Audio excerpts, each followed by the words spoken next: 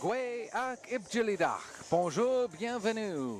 Hello and welcome to the beautiful Mainland Commons. We started way back on Thursday morning. We're now down to the medal games of the 2023 Baseball Canada Women's Championship. My name is Michael Petter, joined as always by Eric Fougier. And Eric, before we go any further, we must once again acknowledge that Mainland Commons and Weir Field, as well as the entire Halifax Regional Municipality and the province of Nova Scotia, all lie within the ancestral unceded territory of Mi'kma'ki. And we're going to have the player introduction, so we'll let that happen first. Then we'll start talking about the implications of this game as Alberta is being introduced right now. Batting third and playing shortstop, number 6, Madison Willen.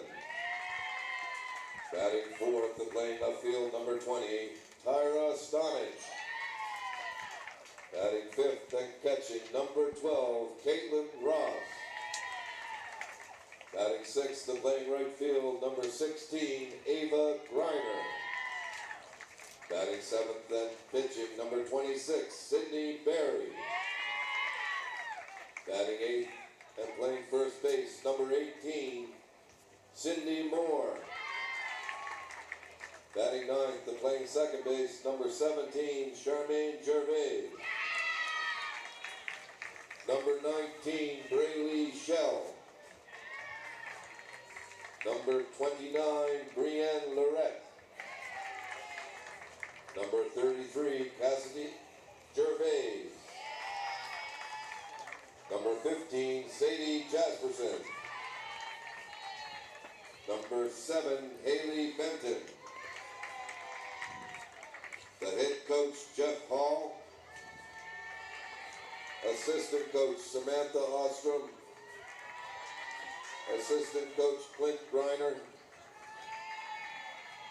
Chef, Janice Willen. And Batgirl, Violet Spratt.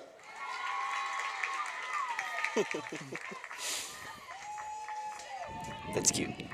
Here's your lineup for the home team, Nova Scotia. I coached Violet last year. Batting first, and playing center field, number 19, Ellie McCauley. Batting second and playing left field, number 21, Amy Steinman. Batting third and playing shortstop, number 17, Julia Conshofer. Batting fourth, the designated hitter, number 23, Carly Snow. Batting fifth, playing third base, number 7, Carly Jackson. Batting sixth and playing left field, number 11, Jada Lee. Batting seventh and playing second base, number 16, Katie Hagan. Batting eighth and catching, number 2, Jenna Jackson.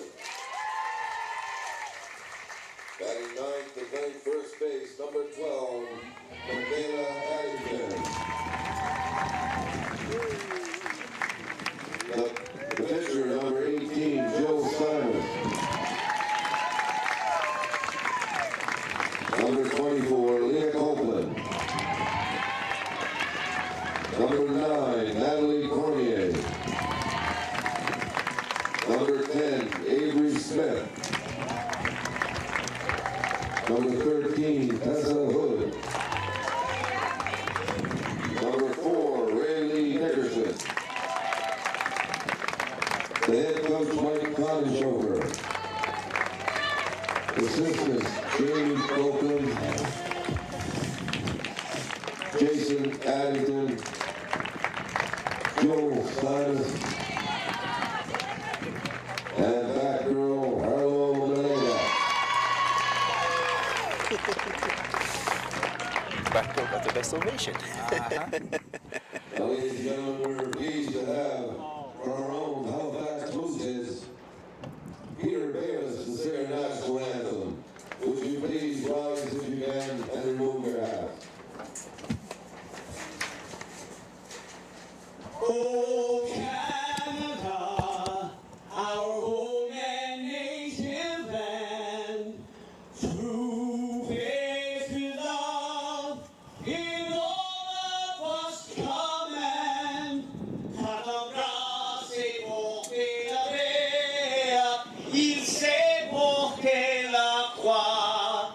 dans l'histoire est une épopée des plus brillants espoirs. God keep our land glorious and free. Oh Canada, we stand on guard for thee. Oh Canada, we stand on guard for thee.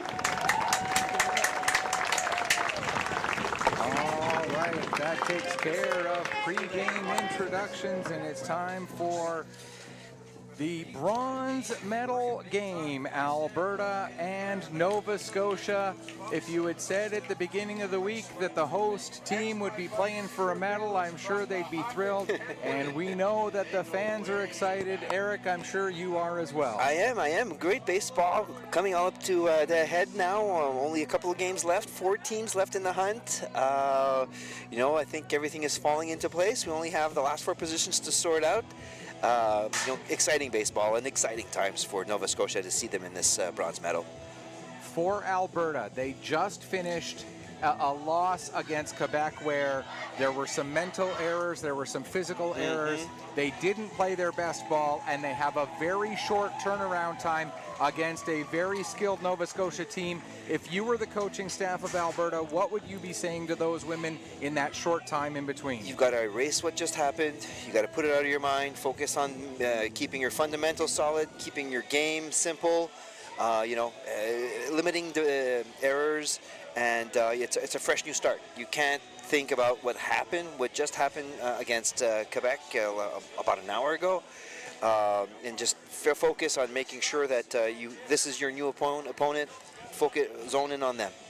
For Nova Scotia, their game was much earlier in the day. They've had more time to digest the fact that we're playing for a bronze. It's still a great opportunity to get a medal at a national championship. Yes, for sure. I think the girls have had or the ladies, I should say, have had a chance to sort of digest what's happened this morning. They hold their head up high. BC and them was a very competitive game. BC's a very strong team. To finish 5-4, and really in the bottom of the 6th is when BC pulled away. So it wasn't one of those things where, Nova Scotia was outclassed at all. I think, a couple more innings, you might have had a different feeling to it, but unfortunately we only played 7. And that game did have a couple of lead changes, so it really was anybody's game. Absolutely. I'm going to run us quickly through the Alberta batting order as they will be batting first. Nova Scotia, not only as the host team, are the home team for this bronze medal game. Batting for Alberta, leading off, it'll be the third base, Julianne Scott. Batting second, playing center field, Cassie Matlock. Batting third, the shortstop, Madison Willen. 4, 5, and 6 is the left fielder, Tyra Stanich, the catcher, Caitlin Ross, and the right fielder, Ava Greiner. Then the bottom third of the order, Sydney Berry at pitcher, Sydney Moore at first base, and Charmaine Gervais at second base. And Eric, if I could get you to take us through the Nova Scotia defense. Pitching, Jill Steinmest, playing catcher, Jenna Jackson. At first base, Malia Addington. Second base, Katie Hagan. Third base, Carly Jackson. The shortstop, Julia Konigshofer, as always. Left field, Ali Steinist. Center field, Ellie McCauley, and right field, Jada Lee. As we get ready for first pitch, it'll be coming at 17. I put my watch in the 24-hour time. Yeah. So the first pitch coming at 5:34 Atlantic time, out of the hand of Jill Steinmetz, and it is a curveball inside, ball 1, and that ball called by Darcy Garrison of Nova Scotia. At first base, it's going to be Katrina Cadet of Ontario, and at third base, Jonathan Shute of PEI are the rest of your umpiring crew for this medal game here at the 2023. Hit towards Lee. And Lee able to make that look like a routine play, as it was. I think this is the 4th position or 5th position that Jada's played in this tournament. We saw her at shortstop on the very first game of the week. She played second base this morning, and now right field. And of course, pitching. Yes. 13 strikeouts yesterday in that game when she pitched. An incredible player, so versatile. And that'll bring up Cassie Matlock. Matlock, the center fielder for Team Alberta from Edmonton, a 24-year-old left-hander.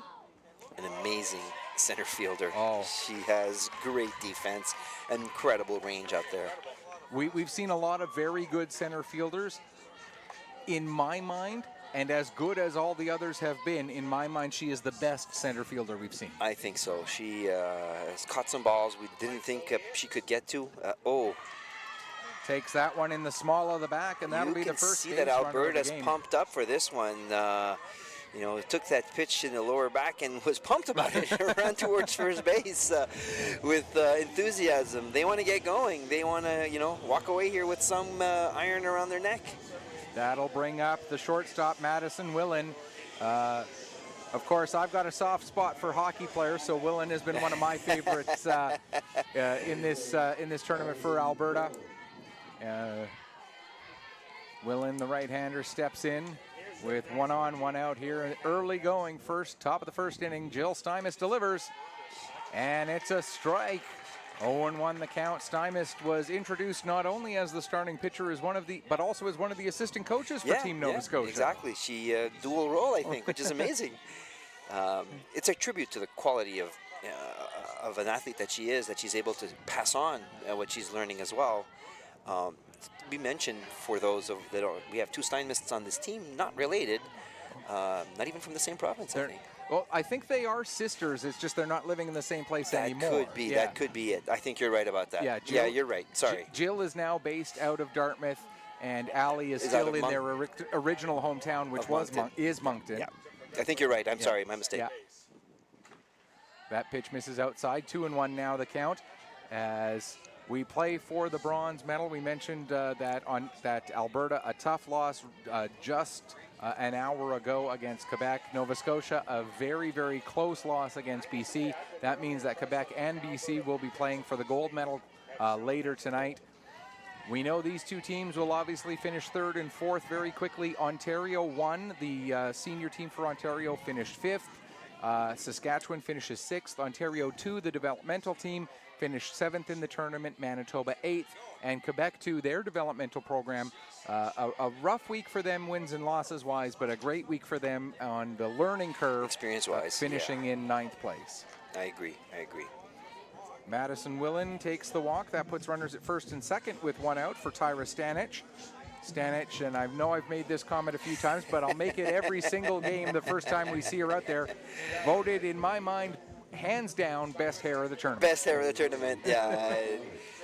And we're both envious. I think that's the problem. It is purely out of jealousy, as we don't want any cameras going off of the top of our heads because all you glare. People better be wearing sunglasses. First pitch to Stanich misses outside, ball 1. Stanich, another one who you could put in there among the top outfielders defensively in this field as well. A great hitter, but another one with that fantastic range in the outfield. Pitched pretty well as well. The game that we did, I believe, Friday night. It all blends at this point. Today's Sunday, right? Yeah, exactly. Game 14 for us this weekend. Game 23 overall when you include the 9 games that have been played over at the Weir Field. Yeah, I did a couple there. And it's... hit deeply to Lee. They're challenging her arm. Let's see if this is a wise move. And she does get in safely, but Lee does have the arm strength to make that play a lot closer. There aren't a lot of right fielders, I think, who could make that throw and make it be a close play at third base. Yeah, exactly. It was close. The runner did have to slide. It was her only option, I believe. If she came in standing up, it might have been even much closer. That'll bring up Caitlin Ross, the catcher. So 2 fly balls out to right field, sandwiched around a hit by pitch and a walk, brings us to 2 on, 2 out here in the top of the first inning. Stuymis delivers, and that one misses high. The elder of the Stuymis sisters, Jill, 28 years old, Allie, 20. And for those who missed the Nova Scotia game against BC this morning, Allie Stuymis took a ball to the throat, didn't even miss a play. And got a ball hit to her immediately when she went from catcher to left field. Yes, she did. Made an incredible catch this morning, going to her left, diving in the air and getting that ball in quick after landing so that the runners at first could not tag and move forward. And then the British Columbia center fielder the very next half inning laid out and made a great catch of her own. A little bit of anything you can do, I can do better. Well, that's a tribute to all of the quality of these athletes, right? Putting their bodies on the line to make these types of catches is incredible. 2-1 the count on Caitlin Ross here in the top of the first inning. That one misses, and the count now goes to 3-1. A beautiful evening here at Mainland's Commons. We had a bit of cloud cover earlier today, but it looks like it's pretty much all gone. We're going to have beautiful weather for baseball. Maybe, you know, if we're being really picky, could be 2 or 3 degrees cooler. Well, as the evening goes on, I think we will be granted that. But yeah, you know, it was quite overcast all day. Cleared up for this game. It's beautiful out there. We did start a bit late this morning because of the rain we had overnight, but everything seems to be drying up really well right now. And there's a walk to Ross, so that will load the bases with 2 away. Alberta getting the bases loaded without even having to worry about getting a hit, as there's been 1 hit batter and 2 walks so far. And 2 fly balls to and the 2 fly balls to Lee that were routine fly balls for those 2 outs. And that brings up Ava Greiner. Greiner will be playing right field in this game. Greiner played right field in the semifinal as well for Team Alberta against Quebec. And pulls that one down the first base line. Gathered up and a little bit more difficult of a play than first thought, as a little bit of trouble there by Addington trying to flip the ball over to Stymist for the out, and we'll have to wait and see whether they rule that a hit or an error, but either way, it drives in the first run of the game as Cassie Matlock comes across to score. Yeah, I do think Addington should have been a little bit more aggressive on that play. And I think we will see that end up being an error to the first baseman when all is said and done. No, they put it up as a hit, so an infield single. They're being generous with the home team, I believe. I think so. That'll bring up Sydney Barry. Barry will be pitching in this game. It'll be our first look at her on the mound. Oh, great pitch. Real nice pitch by Stymist. Talking about players who can play multiple positions, Sydney Barry, we've seen her play first base. We've seen her play third base. Now we're going to see it. Now we're going to see her on the mound, and the versatility of so many of these players. You can. If you're a true ball player, you can stick them just about anywhere, and Barry a prime example of that. That's a really good comment there. I think she's proven that she's here to play. And there's a chop over to Addington this time. Will Addington beat it? Yeah. Yes, Addington wins the race, and then we get a little bit of a bump between Addington and Sydney Barry. Certainly no intent there by either of them. No, it was just 2 bodies arriving at the same spot in nearly the same time. So there was no malice in that light collision. So for Alberta, they do get the first run of the game. It's 1 run on 1 hit. There were no errors and 3 runners left on base. We'll go to the bottom of the first with Team Nova Scotia trailing in the early going here, 1-0. And Eric, if you can take us through the Nova Scotia batting order. Of course. Batting first, Ellie McCauley playing in center field. Ali Steinmist will be batting second. Julia Konigshofer will be third. Carly Snow, one of my favorites, at DH batting fourth. Carly Jackson, Jada Lee will follow that. Katie Hagan, Jenna Jackson, and Malaya Addington will round out the 9 hitters, all in support of Jill. And taking a look at the Alberta defense, we'll start in the outfield. Around the outfield from left to right, Tyra Stanich in left, Cassie Matlock, the center fielder, and Ava Greiner will be playing right field. In the infield, it is Julianne Scott at third base, Madison Willen at shortstop, Willen has been the shortstop for pretty much every inning for Alberta, except when she's pitching. Exactly. Charmaine Gervais will play second base. Sydney Moore at first. Behind the plate, it's Caitlin Ross. And on the mound, our first look at her as a pitcher. She may have pitched in one of the games over at Weir, but this is our first look at her as a pitcher. It is Sydney Berry. And again, we've seen her play first base really well. We've seen her play third base really well. And just watching her warm-up pitches here really quickly, she's able to locate that ball pretty much wherever she wants. And we should mention the top of the first was brought to you by Baseball Canada. Bottom of the first being brought to you by our good buddies over at Eastlink Community Channel. And we want to again send a shout out to Dan and Cecil, who've been doing a great job here all week as well, bringing the games to the local television audience, while you and I have been working hard to bring it to the internet audience across the country. We've also baptized Dan and Cecil as baseball magnets because when they're in the booth with us, we seem to have a lot more balls hit our way. That's right. It's all their fault. It's all their fault. As stepping in to lead things off, it is Ellie McCauley. McCauley playing center field in this game. McCauley has been a great pitcher. She's been a great center fielder. She's played some infield. She's had an incredibly hot bat at times in this tournament. Another one of those absolute complete players. Good wheels, runs quite well. Grounds it right down to Mike Koenigshofer, the head coach and shows his third base skills coach. there. That was well fielded. Yeah, we'll flip to third. Look at that. He turns to his bench and lets them know this is how you do it. You know. Exactly. Yeah. No doubt about that. Bit low. And that will miss. 1-1 the count. Now, I'm going to ask you this. I don't see either of the teams here, but if you were either British Columbia or Quebec, would you have a player sticking around and watching the game? Yes. Yes. I mean, you know, they're not going to face any of these teams. Maybe some good downtime to try to relax and compose yourself and go over the final game plans. But, you know, I'm sure there's a coach flying around somewhere that's paying attention.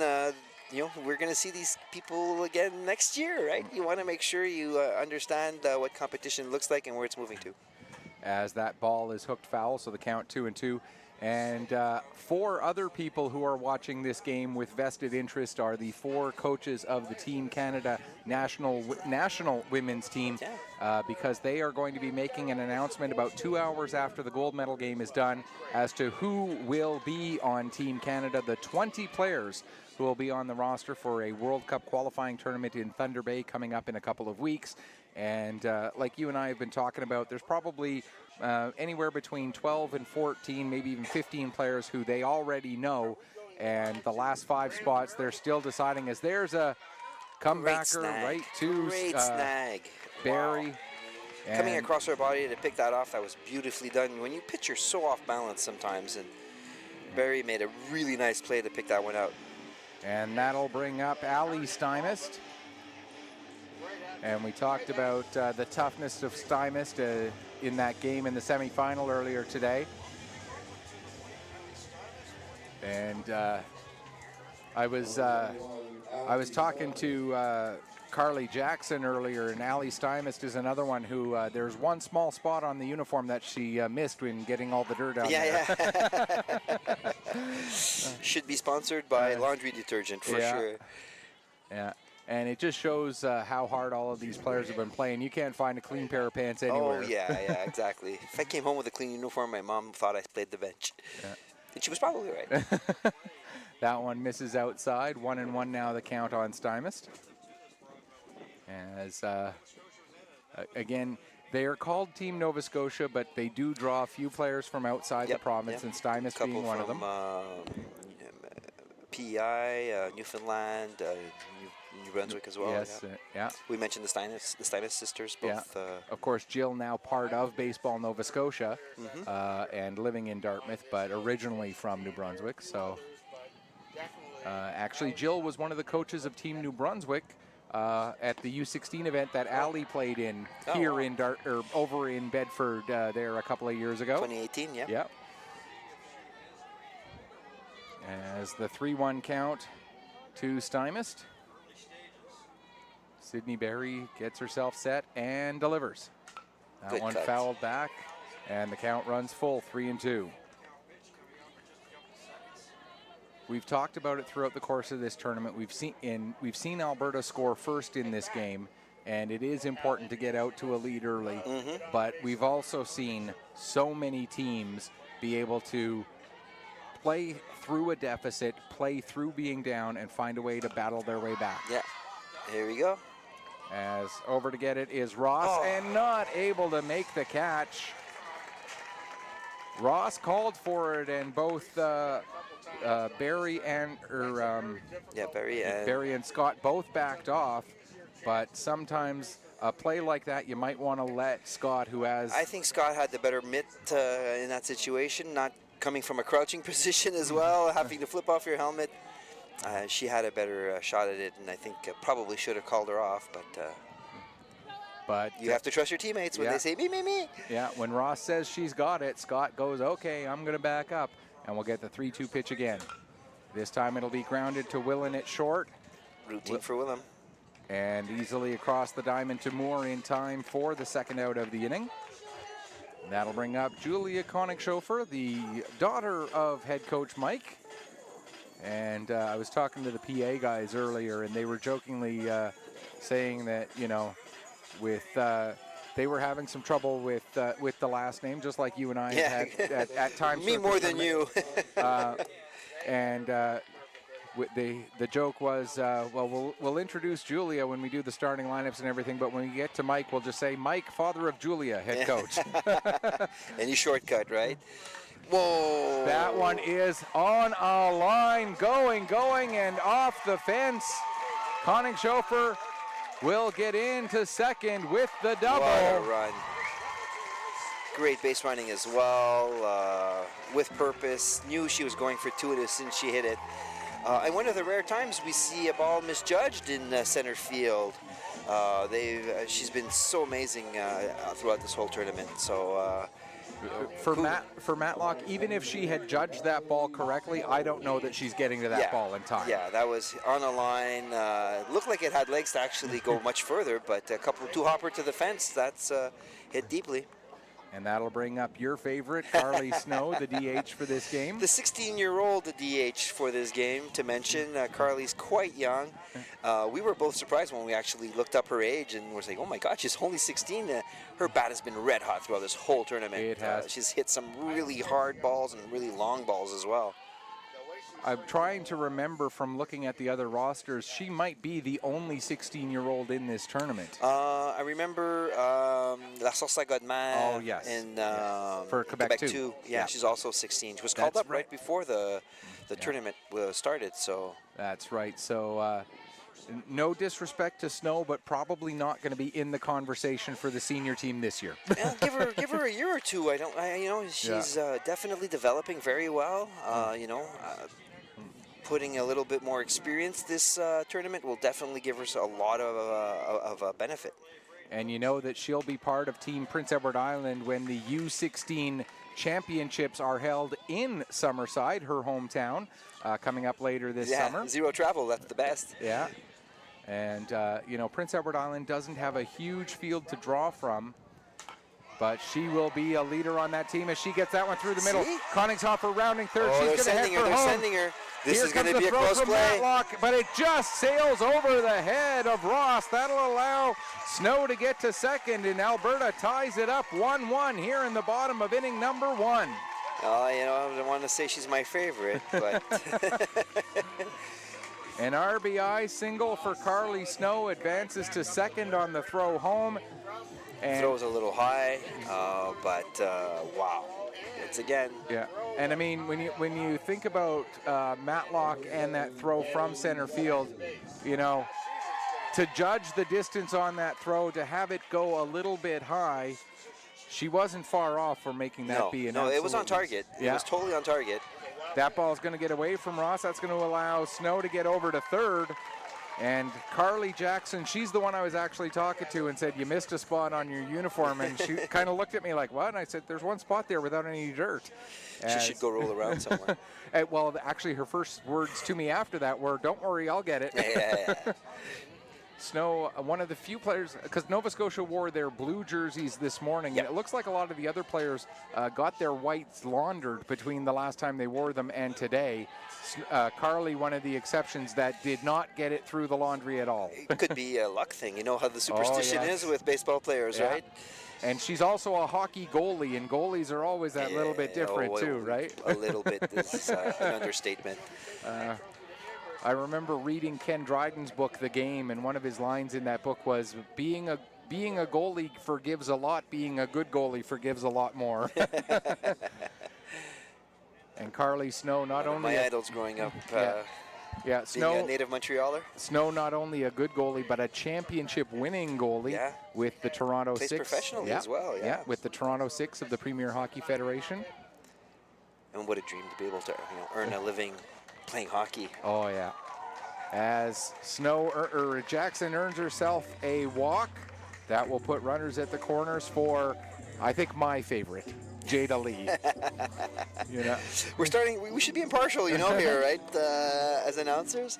Well, you start out impartial, and it's not because she's playing for Team Nova Scotia. Mm-hmm. It's because you get to watch these players over the course of the week, and you start to really admire. You really admire all of them, but some players you just get so enamored with the way that they play the game. Yep. Yeah. And she is one of them for sure. Yep, talked to her after the first game. She had only pitched a couple of innings, I think. I think they were managing her pitch count, obviously, being a 17-year-old.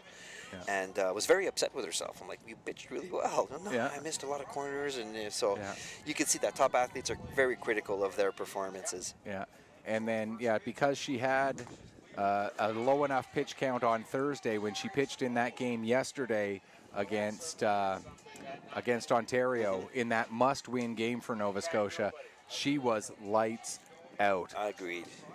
They did the right thing, and we mentioned it throughout the tournament. You've got to manage these pitchers well, but kudos to Team Nova Scotia and Jill Steinest, right? That was the pitching coach. Yeah. So good for them on managing her properly and giving her the opportunity to earn them the berth into the semis and now the bronze. Yeah. She won't be part of Team Newfoundland Labrador for the U16 because she's too old, but she will definitely be part of Newfoundland Labrador for the U21 event. And that event, if people are looking to watch that, is going to be in St. John's, Newfoundland Labrador. So she'll get to do a tournament at home. A little home stand. And that one August 10th to 13th.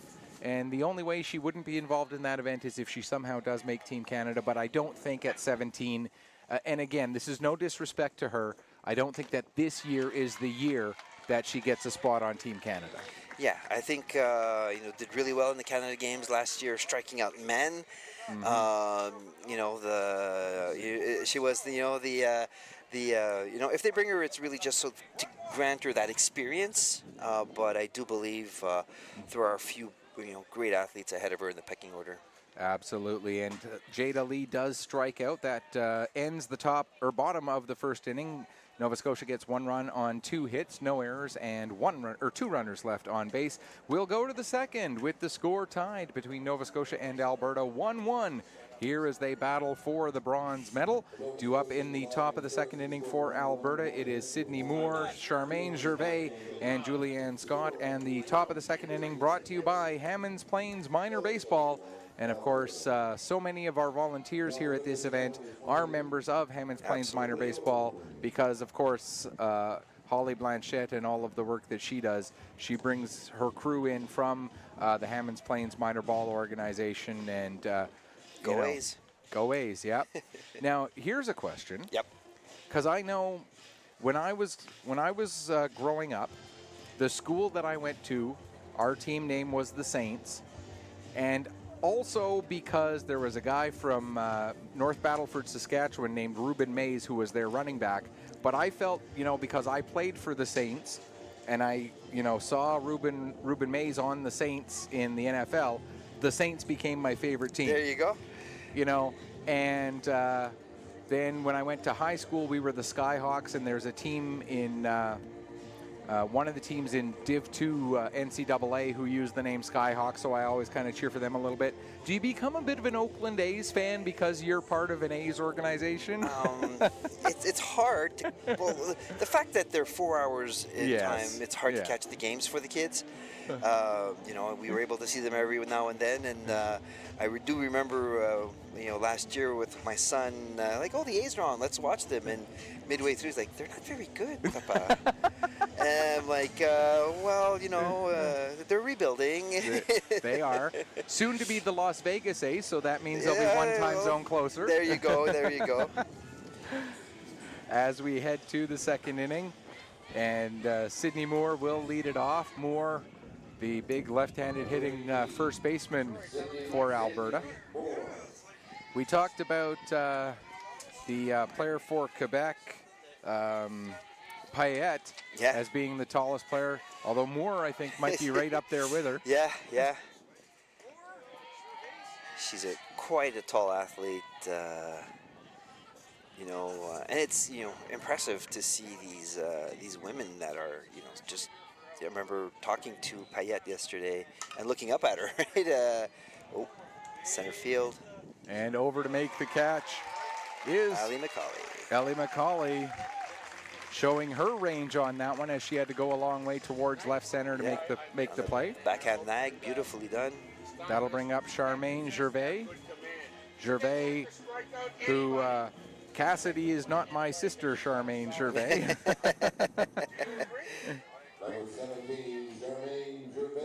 Although it's funny, they are both from Yellowhead County. They both have the surname Gervais, but very clearly saying we are not sisters. Yeah, that's the bio, right? It's quite funny.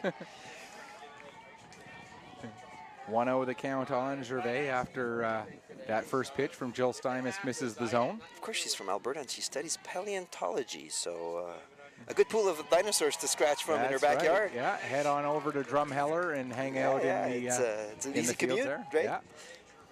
Oh, I know you probably haven't, but anybody who's watching in Alberta who's ever been to that site in Drumheller, it is a phenomenal experience.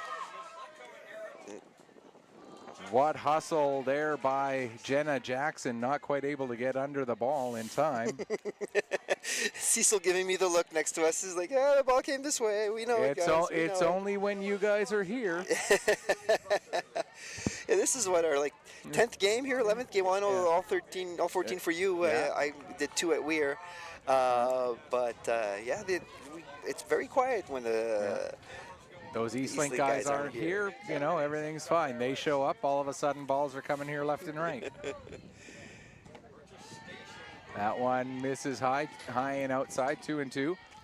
Although I remember a few years ago I was doing a hockey game in Woodstock, New Brunswick, and during warm-up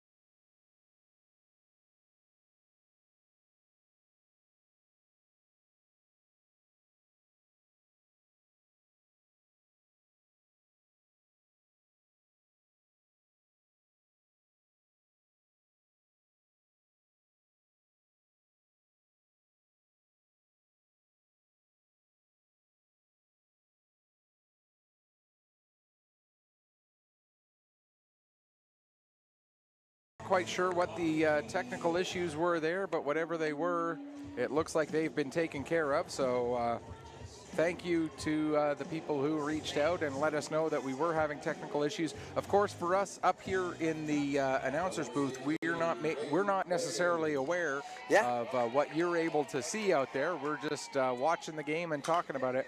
But Dixon Cho, our technical guru, in charge of all that. There's a throw across. Oh, not she's able safe to get there, as the throw from Scott a little bit too low, and Katie Hagan will get in. Caught some grass and rolled even slower. Yeah. And we'll wait and see whether the official scorer gives that as an infield single or as a throwing error to Scott. I think you could make a good case for either way, of those arguments. It's back up. Yeah. That'll bring up Jenna Jackson.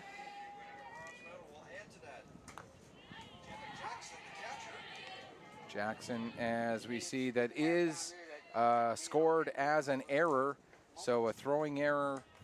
People are watching if we're getting all this information that our stream is down. So great. Glad I'm not talking to dead air. Yeah.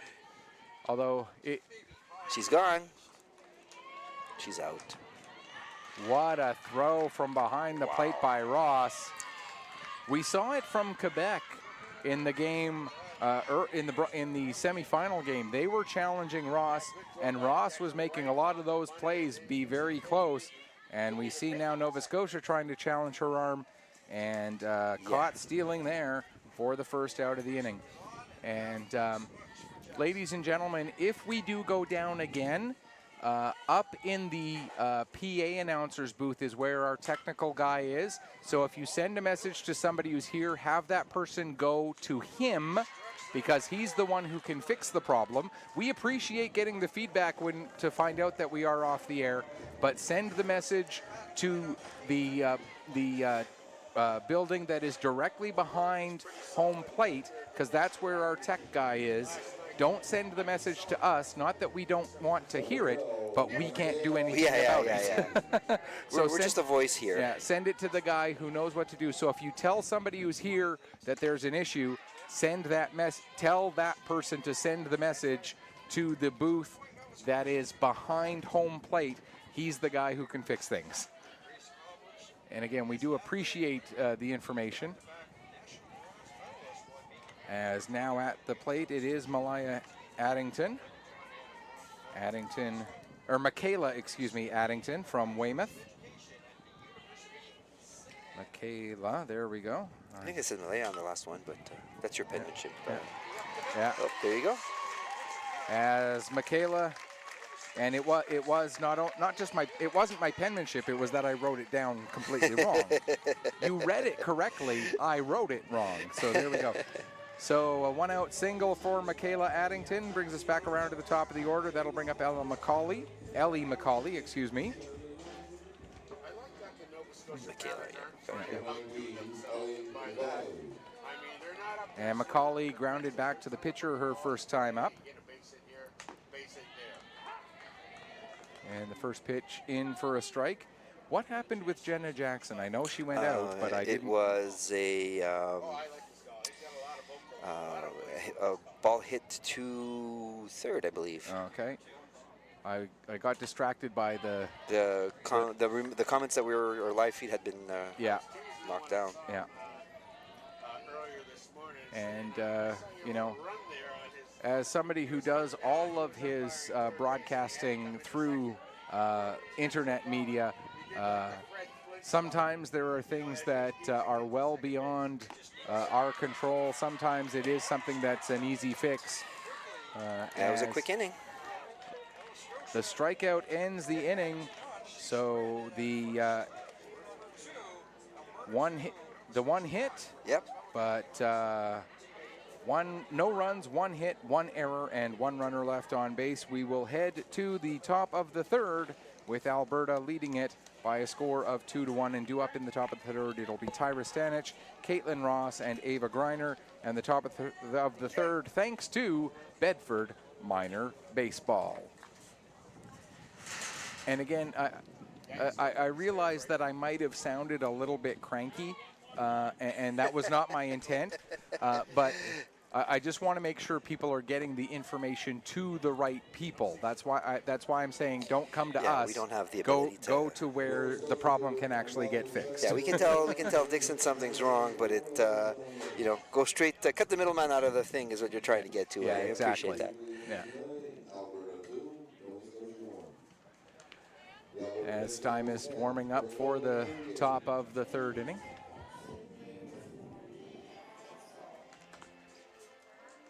And I'm sure Dixon appreciates us telling everybody to go talk to him. Yeah.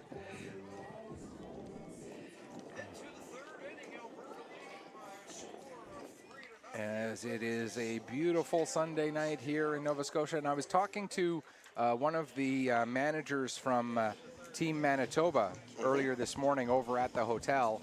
And of course, Manitoba played their last game of the tournament yesterday, that 8th and 9th place game against Quebec 2. And she said, we made a point of not booking our flights out until Tuesday so we could have a couple of days here in Nova Scotia, some extra time to tour around. And it's so great when you get to host an event like this, because not only do the ball players show up, but then they get a chance to become tourists and see a part of the country that they might not have otherwise. Exactly. I was saying similar conversations I had with some of the Quebec 2 team players. They're saying such a beautiful province. It's so gorgeous here. So, welcome to our visiting teams, and hopefully you can soak in a bit of tourism. As that one gets just past Carly Jackson, she dives and gets that last spot on the front of her jersey dirty. She told me it wouldn't take her long. You're right. And so a leadoff single by Tyra Stanich. That'll bring up Caitlin Ross. Ross walked her first time up, as that's the just the second Alberta hit. They've gotten a lot of people on base, but that's just that's the third hit. My apologies. So just the third hit for Team Alberta. 2 runs on 3 hits so far. Nova Scotia 1 run on 3 hits. Runner going, and that one fouled high into the air, but it'll get back over the screen and almost hit the ice cream truck. Of course, the ice cream truck. Cecil's not paying attention, though. He's in the middle of a conversation right now with Jim Baba, with the former executive director of Baseball Canada. I was able to get him on earlier today during the first semifinal, and fascinating conversation with Jim. It was a lot of fun. You've had a lot of dignitaries come through. I have, yeah. See, you don't show up, and they give me extra guests. They have to throw you dignitaries out. Yeah. No, and by the way, because we have been streaming continuously all day, even when it's been between games, between the bronze and gold medal games, if you want to go back and check that out, we had Jim on during, I think it was the second inning of the game between BC and Nova Scotia. Ooh, that's a high throw. That one thrown away. So Caitlin Ross will reach on the fielder's choice and then advance to second on the throwing error. Tyra Stanich retired on the fielder's choice. So the fielder's choice 5-4, and then the throwing error committed by Katie Hagan. And that puts a runner at second with 1 away and brings up Ava Grenier, or Greiner. I had it written down with the I and the N reversed, so it was Grenier on my sheet for the longest time. Hadn't they given us that pronunciation when we met them in the first day? No, it was just I wrote it down backwards, so I didn't even ask them about it. I just went, okay, Grenier, okay, yeah. And then finally I looked down and no, it's Greiner. As nice save by Eric Fouchier as a gust of wind pulls a paper fly. My baseball reflexes. There's Greiner swinging and missing, and the count goes to 1-1. I just can't get my elbows off my papers. That's the lessons to be learned here. Greiner 1 for 1 with a single back in the first. I'd like to ask you a little bit about the WBSC. She's going for 3. Oh, in there. The throw not quite in time. Good effort by Carly Jackson to get in front of the slide of Ross, but Ross able to get in safely on the stolen base. 2-1 now, the count as well on Greiner, as that pitch just missed.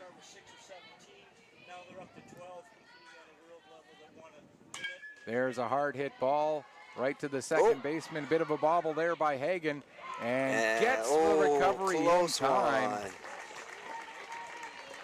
But very close one. But Greiner does get the RBI, and so Alberta able to double up their lead. It goes from 1 to 2. It is now 3 to 1, and that'll bring up Sydney Berry with the bases empty and 2 away here in the top of inning number 3. Berry, the pitcher for Alberta in this game, gets out ahead of that one, and the count 0-1. Nice change of speeds by Stymos to have Berry well out in front on that pitch. There's That curving foul. Looked dangerous. It did, but just a little bit in front of that one again as she pulled it foul. If she can hold off just a fraction of a second, she'll be right there. As we play in the top of the 3rd inning of this bronze medal game, Alberta, Nova Scotia. East versus West. That pitch misses, and the count now 1-2.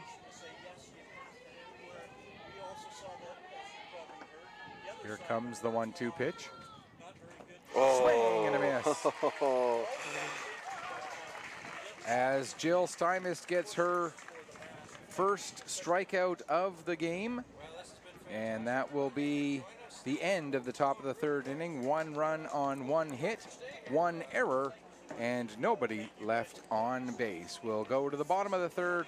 Nova Scotia trailing by 2, and it's the 2nd, 3rd, and 4th hitters in the order coming up to bat. Yeah, Ali Steinmist, Julia Koenigshofer, Carly Snow, and if we get there, Carly Jackson. And the bottom of the 3rd inning brought to you by Master Tech HVAC and Plumbing. And so far this has been a very entertaining, a pretty quick moving ball game as well. And, yeah, good rhythm.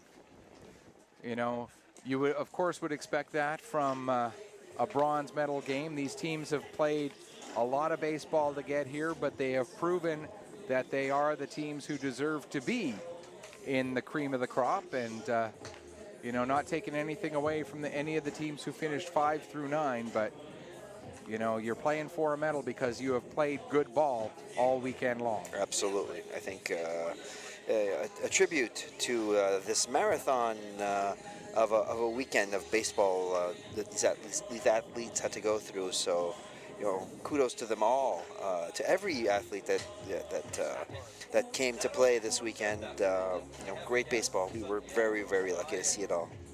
For both of these teams, this is their 6th game in 4 days. Alberta finished 3rd in Pool A, so they had to play the quarterfinal game.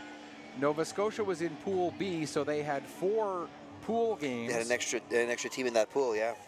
So Alberta played their 3 pool games. They had to play the quarterfinal and then the semifinal, and now this bronze medal game for Nova Scotia. They had the 4 pool games, and then they played in a semifinal as they finished 1st in their pool and got directly to the semifinals. So I think Saskatchewan played the most games by that logic, having to play last night's quarterfinal and then play another game this afternoon. So, oh, maybe not. They didn't play 2 games today. Yeah, no, they only played 1 today, so they will have played 6 as well. You're right. Let's see. Quebec 2 will have ended up playing 5 games. Manitoba will have ended up playing 5 games. And then Ontario 2 will have played 6. Because Ontario 2 will have only played 5 because they were directly into that game against Ontario 1, and then they lost that one.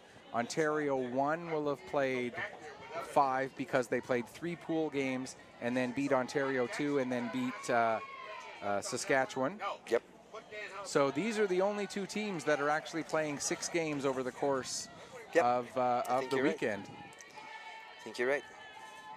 Quebec 1 didn't have to go through that quarterfinal, they so were in theirs semis, will only be and 5. BC as well. Same thing. As that one catches Stymos right on the elbow, but that's why you wear that guard.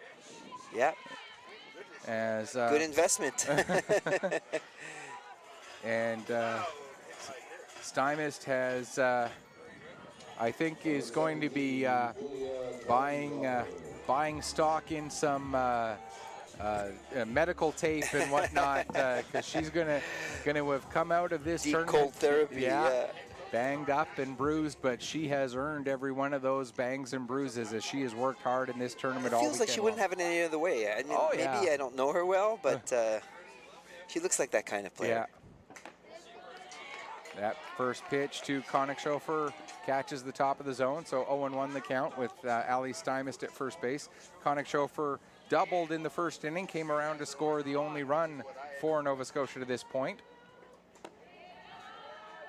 Alberta with 1 run in each of their half innings that they've been at bat, so they have 3 in total. Nova Scotia 1 in the first, not able to score in the second, and now up here in the third with the leadoff runner on base, Ali Stymist, after taking that pitch to the elbow. That one gets fouled back, and the count goes to 1-2 on Connick Schofer.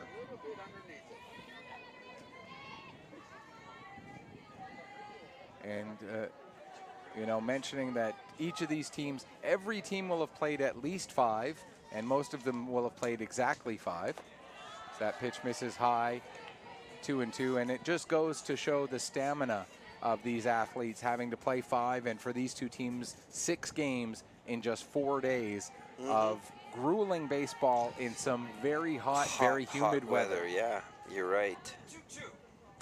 Ooh. That one out to right field. That's It's going to gonna land. curve and land in. That'll get all the way, or it'll cut off nicely by Grainer. But Ali Stymist on her horse. She's going to get into third without a throw. Great hit by Connick Schofer. You could And- see that curve away. It was well hit. And of course, they were, Grainer was shading a little bit towards right center. And as that ball curved towards the right field line, great hustle by Great Grainer hustle. to Absolutely cut that off. was on her horse to get there, and probably saved the run by getting there so quickly. Yeah. That'll bring up Carly Snow. Snow singled and drove in the only run that Nova Scotia has to this point. Designated hitter to this evening. Takes the first pitch for a strike. Now, the one thing we don't know between the two 16-year-olds, who is the actual youngest Well, player? hey, we don't have their month, Bert. They didn't give us that kind of detail. We're not checking ID here at the door. Yeah, no. But so we do know that she is one of the 2 youngest players in this entire tournament. Ooh. Fake the throw down, and Ali Stymist, good recognition. Although a catcher trying to fool a catcher, not going to be able to. Stymist. All the tricks in the book are already all known. Yeah, Right? Stymist knows all the tricks, so she knew what to look for there. Runners at second and third now with still nobody out, as Connick Schofer does get credit for the steal. And the count 1-1 on Carly Snow. And if you're Nova Scotia, this a must convert, and they will get the throw over, but slipping and falling. Had that been a tag on the, initially stayed on the base for the tag, that might have been an RBI sac fly for Carly Snow. Tyra Stanich slipped and fell as she made the catch, and Stymist not able to take advantage of that slip. Yeah. And Don't think the grass is very wet anymore, but it was earlier. yeah, that'll bring up Carly Jackson. Jackson walked her first time up. And as I was saying, Oh, this is going to drop. that'll drop in, that'll score 1. Connick Schofer on her horse, rounding, no, Ginvin, the stop sign by her dad. The throw comes all the way to the plate, and that allows Jackson to hustle her way into second base. So an RBI single for Carly Jackson pulls Nova Scotia back to within 1. Connick Schofer stays at third, but the throw goes home, and that lets Jackson get to second base. Jada Lee will come up now, again with 2 in scoring position and just 1 away. We talked about Nova Scotia needing to convert in this inning. They've gotten 1, but they need to continue to convert here with 2 in scoring position and only 1 out. Agreed. The old expression, you got to make hay while the sun shines, and the sun is shining on Nova Scotia batters right now. Jada Lee standing in, 0 for 1, striking out. That one will miss high, 2-0. The Alberta infielders, as they're mentioning over on Eastlink, they're not all the way in on the grass, but they are certainly in. In batter's line, I would call it, but not necessarily trying to be in the line. That one will That get will out drop to as center well. field. It'll drop in front of Stanich. That'll allow another run to score. Jackson has to stop at third, and Nova Scotia has tied this game up at 3. An RBI single for Jada Lee ties the game. And Nova Scotia gets to keep things rolling here, bringing up Katie Hagan. She's 0 for 1, reaching on an error her first time up. Ended up being caught stealing, trying to test that arm of Caitlin Ross. Yeah, which is often the wrong decision to make. Ross has a cannon for an arm. Yeah. I would say, I mean, we've seen a lot of great catchers, a lot of very good arms. I would say Ross may be the best arm from behind the plate. As that one popped up, foul territory, first base side, and that will be the second out of the inning as Moore able to get over there and make the catch. That'll bring up Jenna Jackson. She is 0 for 1, grounded out to third, her first time up. And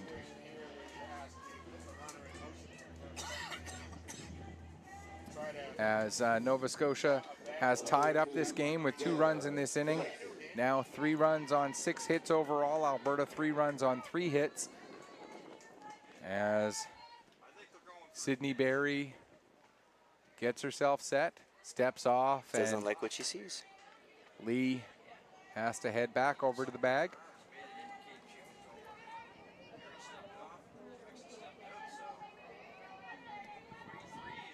Here comes the delivery from Barry. Runner going. Pitch is high. Ooh, And the throw to throw the thrown over shortstop. to the shortstop to see if they could catch Jackson traveling off of third base. So a stolen base for Lee. And that again puts 2 in scoring position for Jackson here with 2 away in the top of the or bottom of the third, excuse me.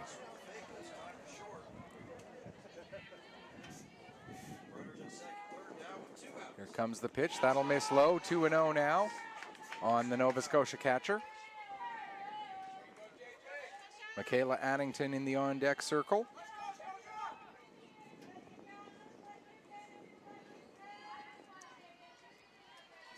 Moore gets herself set. And here comes the 2-0 pitch. That one misses high as well, and it's now 3-0. First base is available if you drop another one. And here comes the 3-0 pitch. Yeah. And I like to always take the 3-0 pitch. I think that, fundamentalist that I am, you always take that pitch. yeah. I'm the guy who says I look one spot exactly, and if it's not exactly that spot, then yes, I take. But I look one spot, and if it's a fastball in that spot, then yes, I'm going to take it as Stanich gets over to catch and get her second put out of the inning. But Nova Scotia does get 2 back, ties up the game. 2 runs on 3 hits, no errors, and 2 runners left on base. Great We'll head competitive to game. the 4th, and we've played 3 innings. Each team has scored 3 runs, so off to the 4th we go.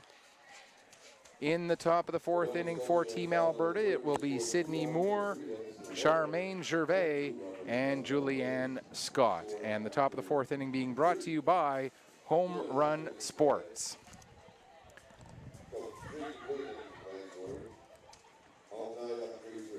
And Steinmetz comes out for the 4th.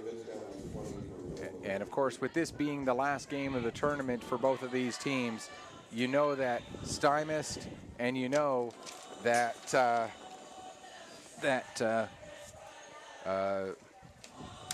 Barry are both going to be on that mound for as long as humanly possible for this game. As long as they're pitching well, they are going to be left in their pitch counts of no concern, except when you get to, although for Steinmetz, because she's 28, there is no upper limit for her. And for Barry, as I quickly check her age here, for Sydney Barry, she is only 17, so there is an upper limit for her pitch count. That's the only thing. I believe it's 115 total in the tournament. 115 over 2 days. Yep. So if she had pitched yesterday, then that would count in part of her 115. But if she pitched on Friday or Thursday, she started That from would have fresh. been deducted, yeah. And I know she hasn't pitched on this diamond previously, so it would depend on if she had pitched on Weir and what day she pitched on Weir, how it would impact on her her availability. As Sydney Moore steps in, she flew out to center her first time up, leading off the top of the 4th inning for Alberta. And Moore takes a strike, 0-1 the count. We saw Ontario have a pitch violation, an overpitch violation, and the coach was suspended for the next game. And I was talking to the Manitoba coach about it, and he was like, in the past, you would forfeit the next game. You would actually lose a game. So, you know, the ramifications are a lot more important when, you know, before they change this rule. But still, you know, the head coach is a crucial player, a crucial member of the team. Yeah. Moore down 0-2, fouls that one off to stay alive. And, of course, we keep coming back to the reason for pitch rules, and that is player safety. You don't want a 16, 17-year-old throwing 135, 140 pitches over the course of even 2 days. Yeah. And having that arm, as that one again fouled off by Moore, she continues to battle here with the count 0-2. And that's the one change I would love to see in NCAA, because those players, they're coming out of high school, they're 18, 19. Even if they're a third-year university student, they might be only 20 or 21 years old. Those arms are not able to withstand the kind of numbers. Yeah. You don't want a Tommy John surgery at the age of 18, right? That's, you know, not that, you know, they seem to be routine now, these new Tommy Johns. But still.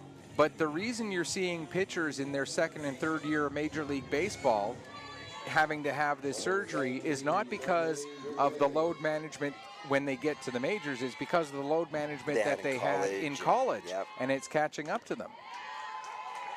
As there's a pitch, because, you know, you look at the majors now, and to see a pitcher go over 110 pitches, it almost never happens. It's very rare, Right? As bullpens get better, as bullpens get more specialized, you see starters not going 8, 9 innings anymore. You know, it's not like in the old days where if a game went into the 12th inning, you might still have the starter there anyway. Well, that statistic, I think Bob Gibson in 1969, the least amount of innings pitched was something like 8 1/3. It was pitched 9 and 10 and 12. But we are talking about Bob Gibson.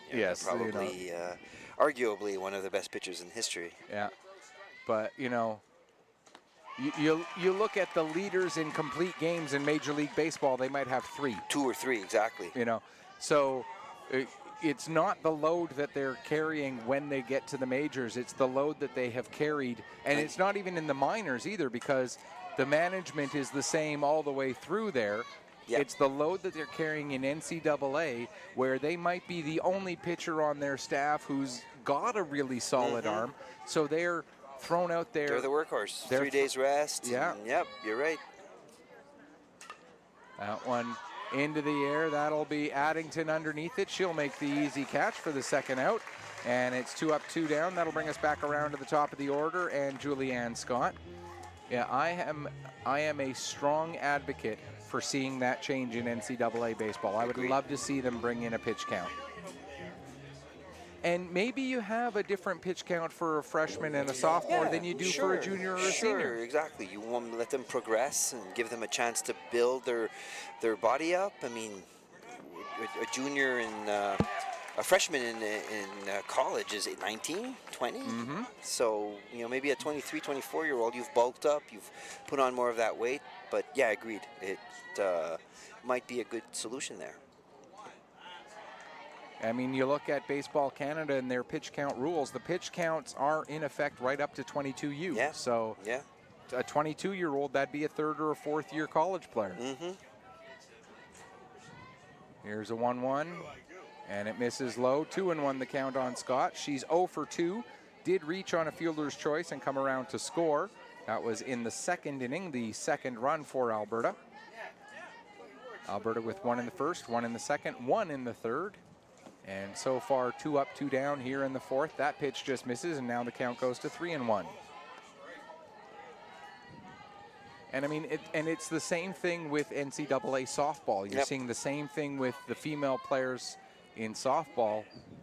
Now there's no professional softball league to follow up the college career. It kind of ends there, but yeah, agreed. Yeah. There is professional softball in other countries, and some NCAA players do end up going there to other play. countries. Yeah. That one comes in, and it'll fall down in front of Lee. So a 2-out single by Scott keeps the top of the fourth inning going. That'll bring up Cassie Matlock. Matlock has reached base twice, once from being hit by a pitch, once from walking. Got thrown out at home. Yes, and still no official at-bats because of that for Matlock. In her third plate appearance, perhaps we'll see the first official at-bat of the game for her. You never know what that stat is going to be until we know how the plate appearance ends. Here comes the first pitch to her. As I hear a dog in a little bit of... Yeah. I think she wants to go say hello to somebody, and Mom and Dad aren't letting her. A little whimper in the background. Yeah. Of course, being a dog daddy myself, you know, yeah, you react to those, exactly. Runner going, grounder over to the second baseman, slow roller. It's going to be a close play, and they do get her. Great play by Hagen there, as that was a slow roller to second. It made that play very close.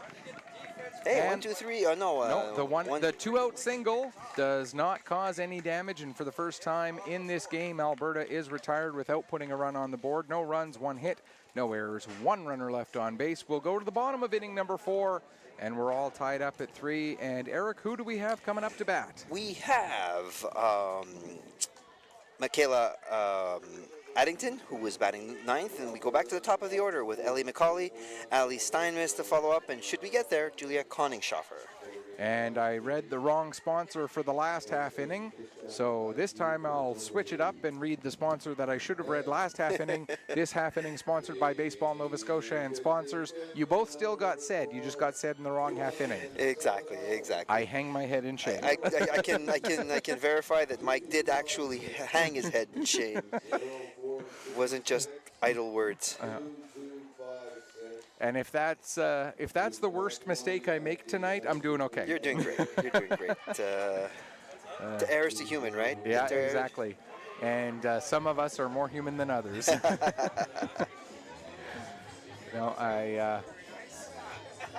I think it's kind of getting hard for the first baseman. The sun seems to be really low now, and it is, and it's right into the face of. You could see during the warm-up, them struggling a little bit. Yeah.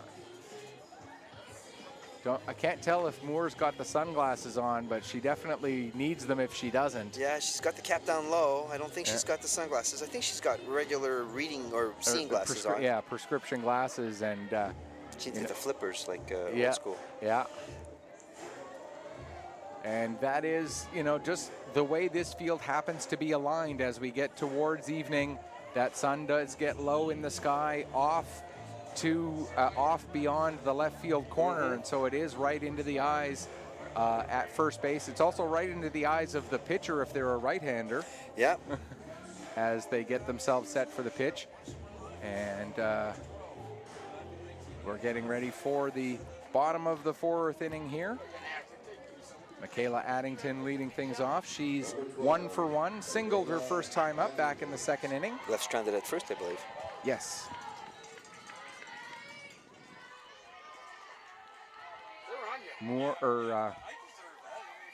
Barry looks in and delivers, and the first pitch misses. So 1-0 the count on Addington. Addington playing a pretty good game over at first base today. Yeah, I think so. Maybe that very first inning she should have charged that ball a little harder, but I think that's being careful, and even at the top of the inning, right? It's always you don't have your game legs yet underneath you sometimes. Yeah. There's a strike, and the count goes to 2-1 on Addington. Addington from Weymouth. Oh, that should drop. Hard hit ball out to center field, gathered in by Matlock, and the leadoff single that puts makes Addington 2 for 2 at the bottom of the order, and flips it over for Ellie McCauley. McCauley 0 for 2. A grounder right back to the pitcher and a strikeout. Number 19, Ellie. As we play here in the bottom of inning number 4. Alberta 3, Nova Scotia 3. Takes the first pitch low, ball 1. So we're into the second half of this game now that we're in the bottom of the 4th inning. Time to start thinking about how important every single run becomes. Yeah, it's time's getting lower. That one down in the dirt, but another nice block by Ross. And it's 2-0.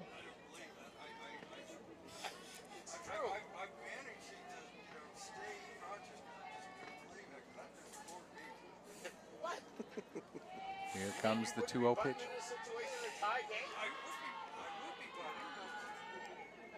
Here comes the 2-0. And a line shot out to right field. Oh, But charging that ball hard was Greiner. yep. Which meant that it almost led to a throw to second, but back-to-back hits. Greiner's first reaction was to go to first, but she noticed her first baseman not on the base. So. Well, Moore's first step was to try and reach for that ball as it was not too right. far out of her range, and so by that time She had pulled herself away from the base. Yeah. So that'll bring up Allie Stymist. Stymist 0 for 1. She grounded out to short her first time up, was hit by a pitch, came around to score. The run that at the time made it 3-2.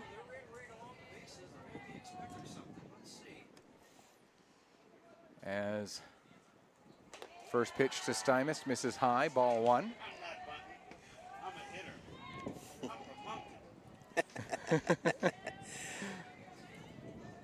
As we're catching the comments from right next door here with the... Yeah, they were debating on that last at bats if McCauley should have bunted over to get Addington to second, but a drive to right field is even better than a bunt. That works, absolutely. And Stymist, yeah, I don't think you take the bat out of the hands of an Allie Stymist. No. And no offense to Addington, she's not the fastest runner, so you've got to make sure you've got good wheels ahead of a sack bunt. Yeah, and I mean, and with Stymist, you got Koenigshofer, Snow, and Jackson right behind her. You know, this could be the start of a big inning for Nova Scotia. Yep, save those outs. Look back to second, and now the delivery from Barry, and that one misses, and the count 2-1.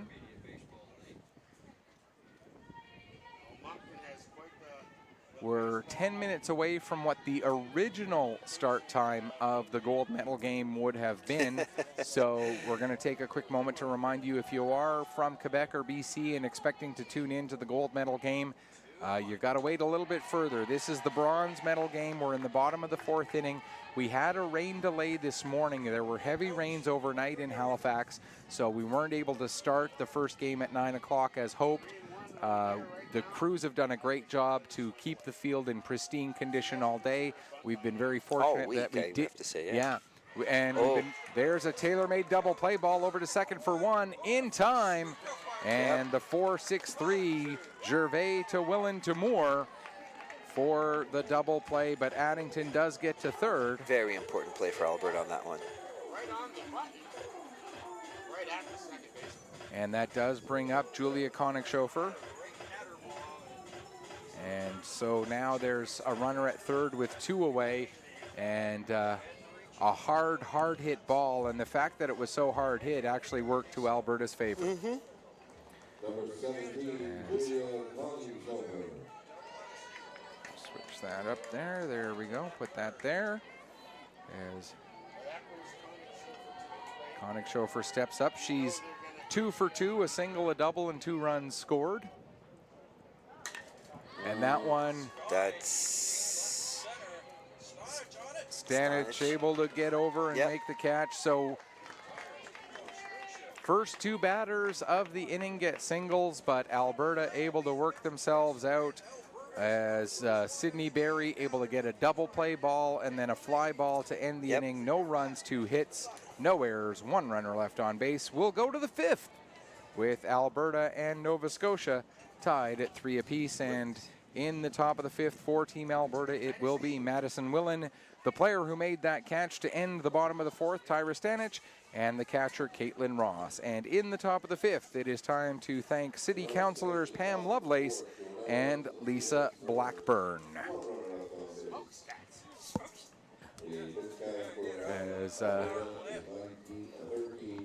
getting to that point of the weekend as well where I need to get water more and more often because the vocal cords are getting tired. Yeah, you're doing great, Mike. It's such a pleasure to be here with you.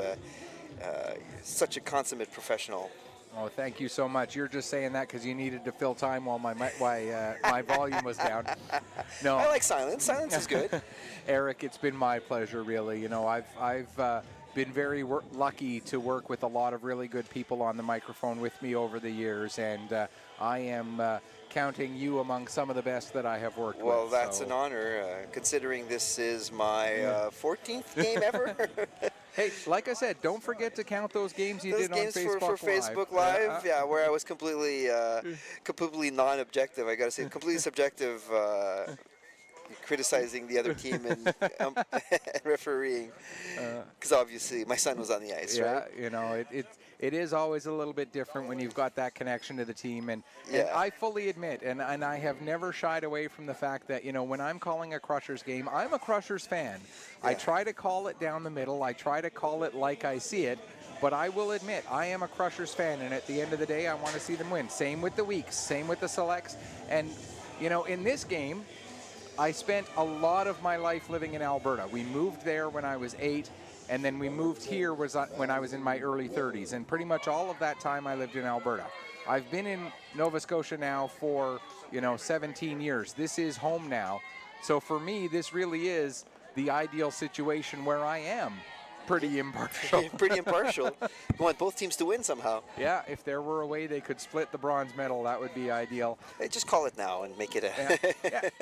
Well, the game is tied. Exactly. Yeah. And there's a hard hit ball, but Julia Koenigshofer, she was situated. Everyone thinks it's hilarious. It might be, but it might not be, because part of the reason that she was situated like that is because Ali Stymis looks to be in some discomfort out there in left field. She had her hands on her knees. She was hunched over. It ended up working out for Nova Scotia there. It's like she planned that. Yeah. That'll bring up Tyra Stanich. Stanich 1 for 2 with a single and a fly out to right. Takes the first pitch for a strike. And keeping a bit of an eye there on Ali Stymis out in And she would have to be hit by a truck, I think, to be taken out of the game. Even then, she'd find a way to be. It would depend on how big the truck would be, Yeah. I believe. Nice base hit. It's too bad Julia Koenigshofer wasn't.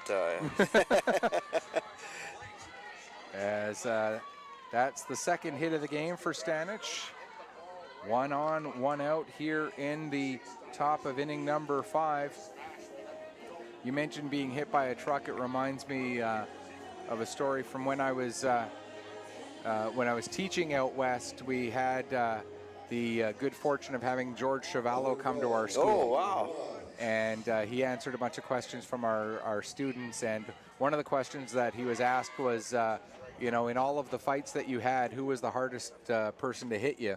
And I will never forget his answer. He said, being hit by Muhammad Ali is like getting hit by a Volkswagen going 100, but getting hit by George Foreman was like getting hit by a Mack truck going 50. Yeah, I would agree with that. But Chevallo went the distance with Ali, Yes, if I he remember did. correctly. Yes. Yeah.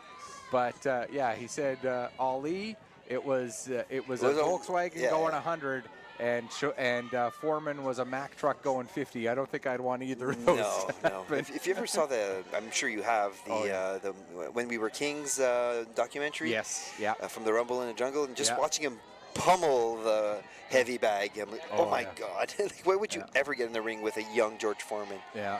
Well, even when he came back in his 50s, he's knocking people out with one punch. Yeah, and I mean, the reason we had Chevallo at our school, of course, is because you know, he is such an outspoken person to talk about the risks of alcohol and drug abuse. Of course, you know, talking about what happened to his family. As getting back and making the play there is Jenna Jackson for the second out of the inning. And we haven't seen many catchers be successful with that. Good for her for tracking that and getting under it. That brings up Eva Greiner.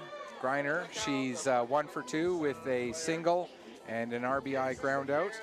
And again, you know, anytime I get a chance to deliver the message of the dangers of drug and alcohol abuse because of what hearing from the stories of George Chevallo and how it devastated his family, as we get a throw back to second, and diving back in is Stanic on time, as we now have 2 out and a runner at second base here in the top of the 5th inning. And you know, this one of the lower scoring games in this tournament, so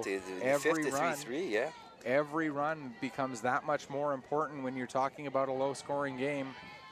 Which the Nova Scotia game this morning against BC was also just a 5-4 game. It was indeed, yeah. We know somebody's going to need to get at least 4 to win this one, but as the outs continue to whittle away here. And another pickoff attempt. Yeah. Thank you, Dixon, checking on us, making sure we were fed. Yeah. I will get something to drink if you got a chance. Yeah, and just some more water. Yeah. As that will score Stanic as a little bit of a bobble out there in the outfield. And a double for Greiner drives in the go-ahead run.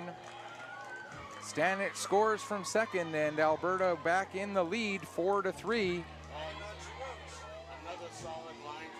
Yeah, liners all day long. That's what you want to see.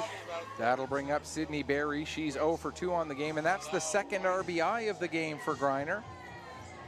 Putting her stamp on the potential player of the game.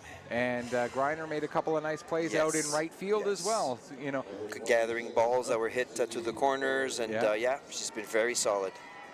It's hard sometimes to look at, you know, just what they do at the plate or just what they do defensively when you're thinking about player of the game. You got to try, and of course we never know what exactly that the coaches are looking for when they're making their picks. And sometimes it's the timing. It's not what they've done, but when they do it, right? Game-winning RBI might put you into consideration if it's the only RBI you got in the day. Yeah. Well, I made the case yesterday for Team Alberta in that wild 13-12 game that Tyra Stanic should get it because she had 2 RBI in that wild 4-run 7th inning and came in to score what ended up being the game-winning run. They ended up giving it to one of the other players. I want to say that I can't remember now off the top of my head who they gave it to. I think it was Madison Willen who was the starting pitcher. Didn't Stanic win it the first game we did for That might be true Alberta? Too, yeah. And I know as a coach you want to try to reward everybody as much as you can. Yeah. I know this isn't the U10 level where you try to get everybody gets a medal. Yeah, but it is still, you don't want to get it the same guy every time. As again, our technical guru and savior for bringing us water, Dixon Cho. And there's a important strikeout. Yeah. Big strikeout there for Jill Stymist, and for her, that is her just the second strikeout of the game for Stymist, surprisingly. Yep. But Alberta does get one on the board, 1 run on 2 hits, no errors, 1 runner left on base. We'll go to the bottom of inning number 5, and Nova Scotia again having to play from behind, and it will be the middle of the lineup coming up. Carly Snow, who is the DH today and hitting in the fourth spot, followed by Carly Jackson, Jada Lee, and Katie Hagan, should we get there. And due up, or not due up, but due up in the bottom of the fifth is the sponsor, East Coast Paving and Atlantic Asphalt. I realized I started that sentence wrong, and I'm like, how am I going to save this? Yeah, you did okay. You did okay. I think we have a pitcher coming back from the bullpen. bullpen. Didn't catch the number there, but Nova Scotia did have somebody warming up in the bullpen and coming back. If I had to make a guess, no, you were on the right side. Yeah, I think. Why did I flip that back? Might have been Avery Smith, maybe. Maybe. Hard to say for sure. We'll have to wait and find out who Wasn't ends Copeland, because obviously he's a catcher. Yeah. Maybe. And Maybe Smith has pitched in this tournament, so we'll find out if and when we do get a change. Alberta 4 runs, 6 hits. They've committed 1 error. Nova Scotia with 3 runs and 8 hits. They've also committed 1 error so far in this bronze medal game. Here from Halifax, the beautiful Mainland Commons Field, as we're getting down to the end of this tournament. And stepping in, Carly Snow, the Nova Scotia designated hitter from Summerside. My personal favorite. Who will... She's just been red hot all weekend long. Her bat has just been so great. And again, it is worth mentioning, Summerside, Prince Edward Island, her hometown, will be the host community for the 16U Women's National Championship event coming up at the end of August. If you are in or plan to be near the Summerside area between August 24th and 27th, get down there. It is going to be some great baseball. I was lucky enough to be involved in the 16U tournament when it was held in Bedford a couple of years ago. It's younger players who play for the love of the game. They bring an incredible energy, and it will be some fantastic ball. If you can't get there, I know that Baseball Canada will be streaming it. And it's probably going to be through AO Live and some of the people that we have over in Prince Edward Island.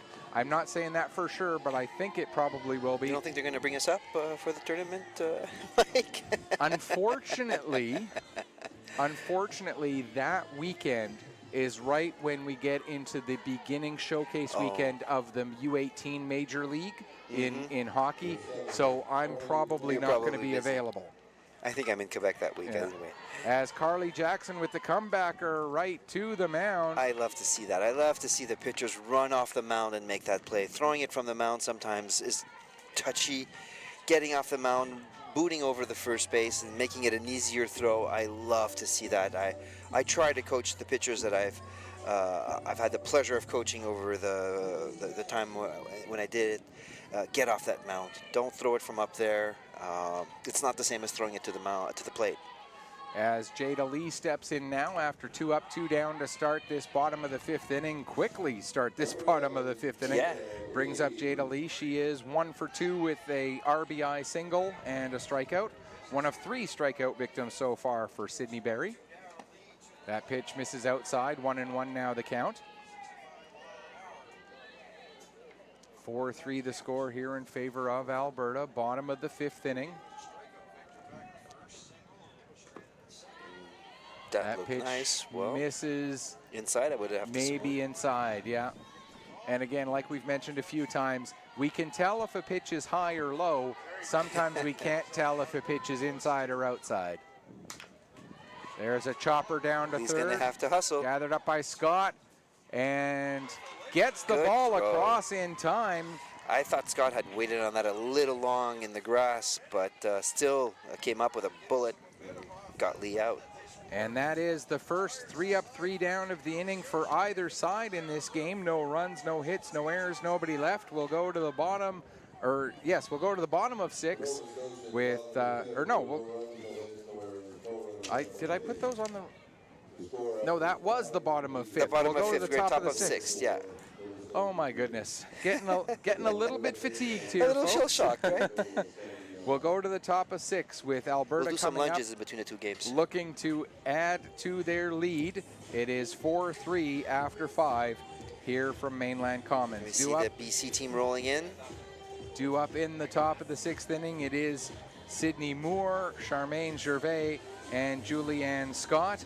And the top of the 6th inning, time to mention Cars R Us. You need a new or used vehicle, visit Cars R Us for all your automotive needs. As Jill Stymist is back out there for the 5th, we know that Nova Scotia does have a pitcher ready after warming up in the bullpen. We weren't 100% sure who it was who did that warming up, but whoever it is, they're back. We caught just a glimpse of her as she walked by us getting into the dugout. The more I think about it, the more I think it was Avery.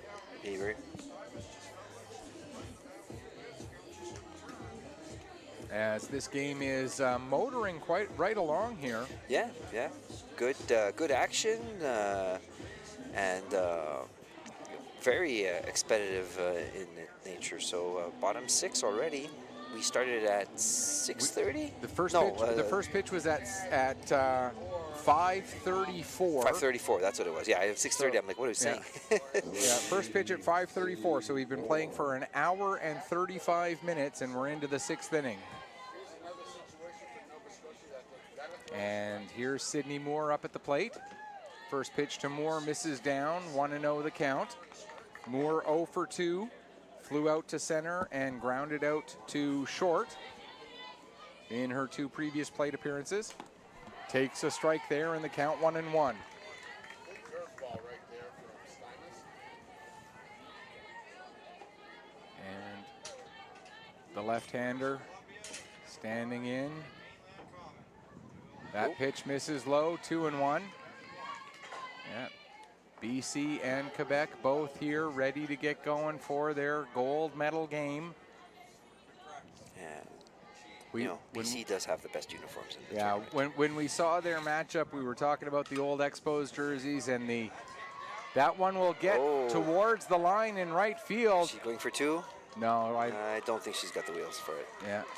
And Jada Lee quickly over to get to that ball and hold her to just a single. Yeah, that Lee ball in right field, I don't think Moore had enough momentum to get her to second. No, and not with the cannon of an arm that Lee has as well. That'll bring up Charmaine Gervais. Gervais 0 for 1 with a walk. And coming back to the BC uniforms, we compared them to the old Expos jerseys, and the other comparison we made was because they were playing Quebec, it looked like the 1985 World Series, St. Louis and Kansas City. Yep. And of course, my biggest memory of that 85 series is the heartbreak for the Blue Jays in the ALCS against KC. That one bad inning where everything fell apart. That's all it takes sometimes, right? Yeah. So here is Gervais stepping in, 0-1 the count. Moore at first, swing and a foul tip. And that one fouled back to the backstop, so the count goes to 0-2. Alberta leading it by a run here, top of the 6th inning. Jill Stymist still on the mound for Nova Scotia. That pitch misses outside. I think it might have been a designed pitch out. I don't think there's much speed on first base to worry about. No.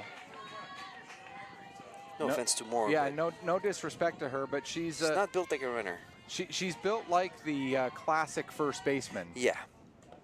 And there's a swing and a miss, and that is strikeout number 3 for Jill Stymist. That was important. That'll bring us back around to the top of the order. Julianne Scott. Scott 1 for 3, flew out to right.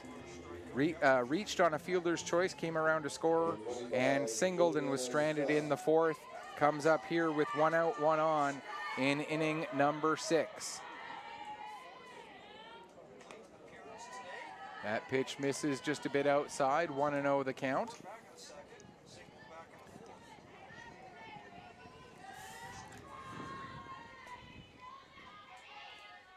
As Stymist delivers again, off-speed pitch. That'll also miss outside, 2-0. As again, our Eastlink colleagues having the debate about bunting. I think they've been debating this for 3 innings about the bunting. And for me, It is the lack of This should be a speed. double play. 4, Yeah, more, 6. Oh, In time, well done. the 4-6-3 double play. What a transfer and throw for Julia Konigshofer, and what a stretch by Michaela Addington to finish it off. Great stretch. He was able to hold the base and did some really amazing work. 6-4-3 double play ends the inning. So the leadoff single, no harm, no foul, no runs, 1 hit, no errors, nobody left on base. We will go to the bottom of inning number 6. Nova Scotia needs to get 1 to tie it up. And coming up, it will be Katie Hagan, Jenna Jackson, Michaela Addington, and should we get there, Ellie McCauley. And as we get to the bottom of the 6th, time to thank Dexter Construction and McLeod Signs for their support of this event. All of the sponsors have just been so They great. have, yeah. We're lucky to have them here and be part of this whole thing. Absolutely, and you know, whether it's baseball, whether it's soccer, whether it's hockey, whether it's gymnastics, events in youth sports and in amateur sports need corporate sponsorship. Absolutely. And you know, you could say it about Alberta, you could say it about Nova Scotia, you could say it about every province in this country. So much wonderful corporate citizenship by being involved in amateur sport at the youth and at the senior level. Agreed. So it's a pleasure to mention these sponsors. Absolutely. Even when we get them wrong. Well, we eventually get them right. Yeah. Just takes us a little extra time. Here comes Katie Hagan to lead things off. She started off that double play to end the last half inning.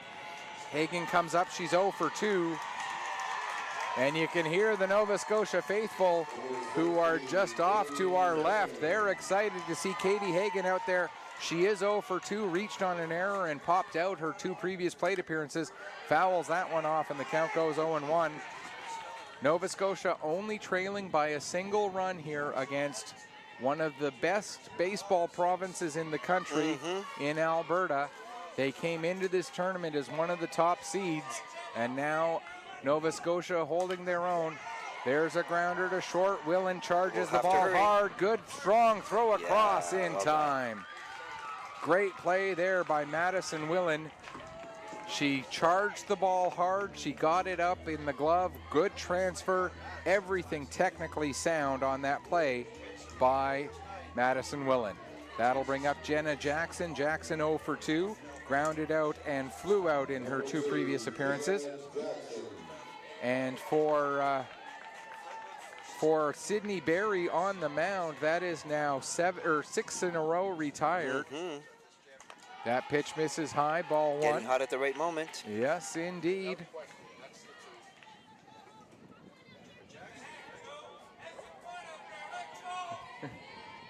Not sure if our microphone picked it up or not, but someone yelling to Jenna, have some fun out there. And it's also 2 fisting. One of those should have come up here. Come on. And there's a called strike, 2-1 now the count. And you know, the old expression, it's not whether you win or lose, but how you play the game, but it's a lot more fun when you win. Exactly. There's a chopper. Another time. Again, Willen with the charge. A throw across and a great arm. Gun. Willem's so solid at short. You know, I think the more and more I watch her, I already mentioned how much I like her because of her being a multi-sport athlete and her connection to the St. Albert Slash. But the more and more I watch her, the more and more I like her as a shortstop. She is, you know, the blueprint that you want to try to follow for a shortstop. Gets to the ball quick, releases it hard and fast, and is quite accurate. That pitch to Michaela Addington misses high. Addington 2 for 2 on the game, a pair of singles. Just to finish the thought on Willen, not the traditional build of a shortstop. No. You know, I normally think of the Tony Fernandez type. Yeah, the tall, the lanky, skinny, Ozzie Smith. Exactly. a little bit more compact as Willen, but she charges the ball hard. Yeah. She transfers it so well, and just technically so sound. I feel she could throw it to first base with her eyes closed. She probably could, yeah. Wouldn't recommend it, but No, she no. probably could. Addington stands in here, 1-2 the count. And that's now 7 in a row retired by Moore. Or by Barry, excuse me. This will drop. And Addington's third single. 3 for 3 at the plate today for Michaela Addington. That'll bring us around to the top of the order, and Ellie McCauley. Timely. They need action here. Yeah, McCauley is 1 for 3. And when that flips the order over, that means at worst, in the 7th inning, you're going to have Stuymas, Koenig-Schofer, and Snow. Yep. Right, where when you're down by a run right now, if you could handpick where you are in the order for the top of the last inning, that's where you'd want to be. That one popped up. Oh, and umpire got a little in the way. I don't think it would have made much of a difference. I don't think so. That ball didn't get very high into the air, so yeah, it was a bloop behind the plate. It wasn't a high pop.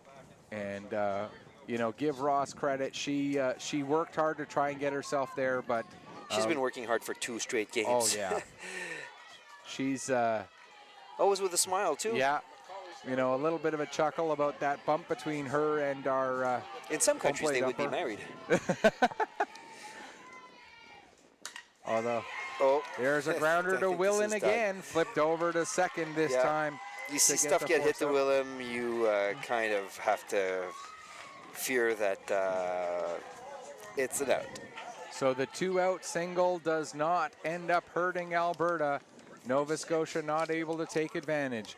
No runs, 1 hit, no errors, 1 runner left on base. We're going into the final inning, having played for less than an hour and a half.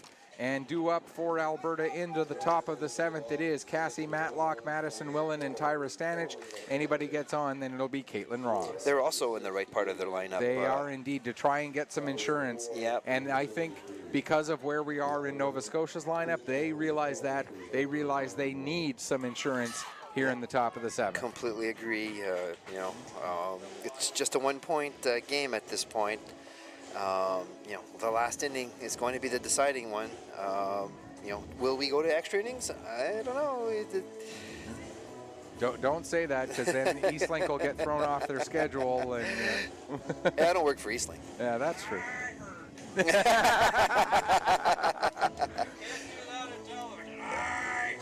Yeah. And as we are going to the top of the 7th, I have one more sponsor to mention, and they've been the sponsor for the top of the 7th at every game, and it becomes a little bit distracting, because I have to say, if you're hungry after the game, which I get hungry after the game, but I can't leave the field, visit Boston Pizza at Bayers Lake, although Dixon did mention he's going to try and get some pizza down here for us, and I'm sure it is going to be some delicious BP pizza. As Cassie Matlock comes up to the plate, she's 0 for 1, but she has reached base on 2 of her 3 plate appearances. Hit by a pitch, came around to score the first run of the game. Walked in the second, and then was gunned down trying to score, and grounded out to Hagen in her only official at-bat coming in the 4th. And she'll lead things off here in the top of the 7th with Alberta leading it 4-3. She has an entertaining line. Okay. Takes a first pitch right through the top of the zone for a strike as Jill Stuymas out there to finish what she started. Alberta 4 runs on 7 hits. Nova Scotia 3 runs on 9 hits. Almost got that backwards. 9 runs on 3 hits. That'd be a wild one. Wow. Curveball in for a strike, and it's 0-2.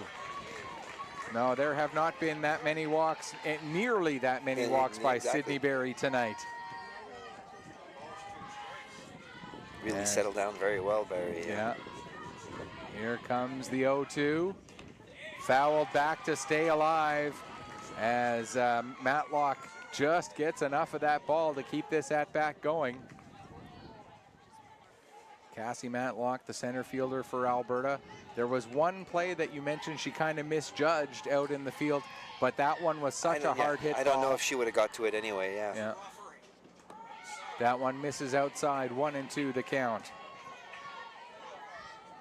Matlock, trying to remember here. I know I've mentioned it, but Matlock from Edmonton, 24 years old, the oldest player on Team Alberta. As Stymist off the mound, gets to the ball, throws it across, but not in time.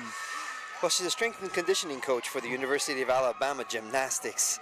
So I would have to say she's pretty fit. And she shows the speed that you need to have to be a good gymnast there, beating out that little roller for an infield single. That'll bring up Madison Willen. Willen, a walk in the first, a RBI double in the second, and a line out right at Julia Konigshofer, who is positioned exactly where she was last time. I think they've now learned to scout this. As Konigshofer back onto the outfield grass at short, exactly where she was lined up when Willen was up last time, and was positioned perfectly.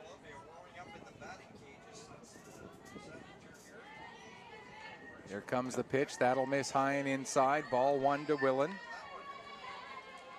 So Willen again 1 for 2 with that RBI double, the line out and the walk.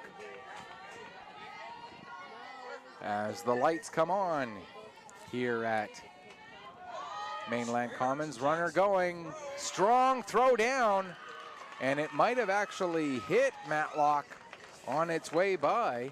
Yep. And the stolen base for Cassie Matlock puts her in scoring position as Alberta tries to get some insurance. That's an important stolen base right there. It is indeed. And the pitch was a ball, so Willen ahead in the count now, 2-0. There's a strike right at the top of the zone, the count now 2-1. As Stymist. Lots of space in right field if Willem could push it there. Stymist at, I think, 91 pitches, it looks like, over there. I think so. It's hard to tell from our angle. Could be 91, could be 97, but, you know, 28 years old. She's got the arm. And I think she's the pitching coach, so she, yeah.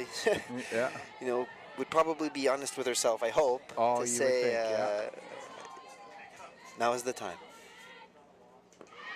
And a perfect off-speed pitch right through the zone. 3-2 now the count here on Willen.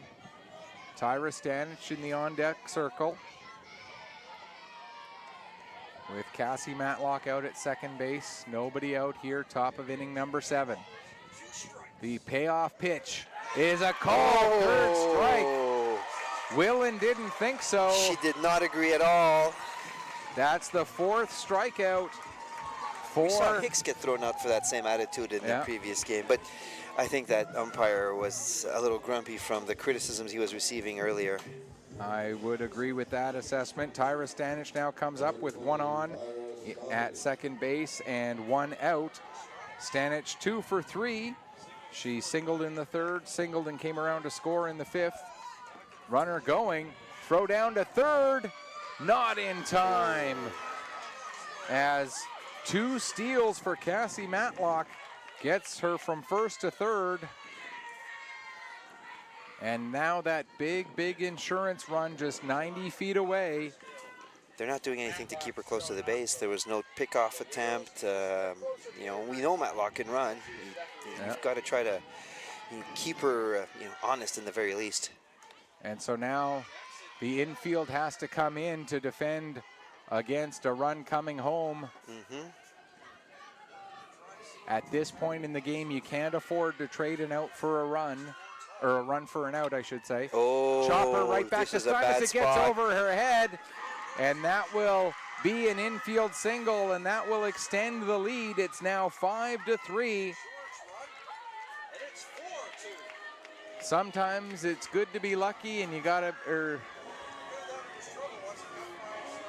be lucky to be good, and it's good to be lucky. And you saw that chopper. You knew that Steinmetz couldn't get to it.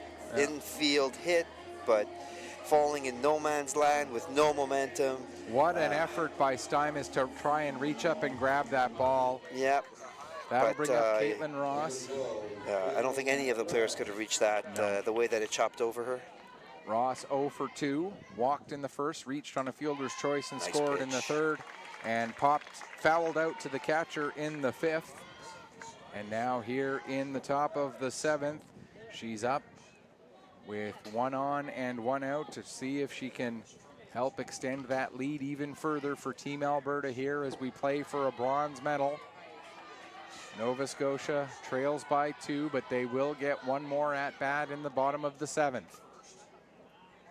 But first they have to get out of this top of the seventh inning. Jill Stymus steps off and looks. Still haven't seen a pickoff move from Stanich Stymus. back to, looks Stanich back to first. Runner going. Throw down from Jenna Jackson in time. No! Oh, the throw was there, but the slide was perfectly executed. Able to avoid the tag of Hagen. And that's a big stolen base again as Alberta looks for more insurance here. I think that was the right call. Good jump. Once again, and they're not holding the runners at all with any attempt to pick off. 0-2 the count though on Ross as now a move back to second base forces Stanich back. Stanich looks back, now she'll deliver.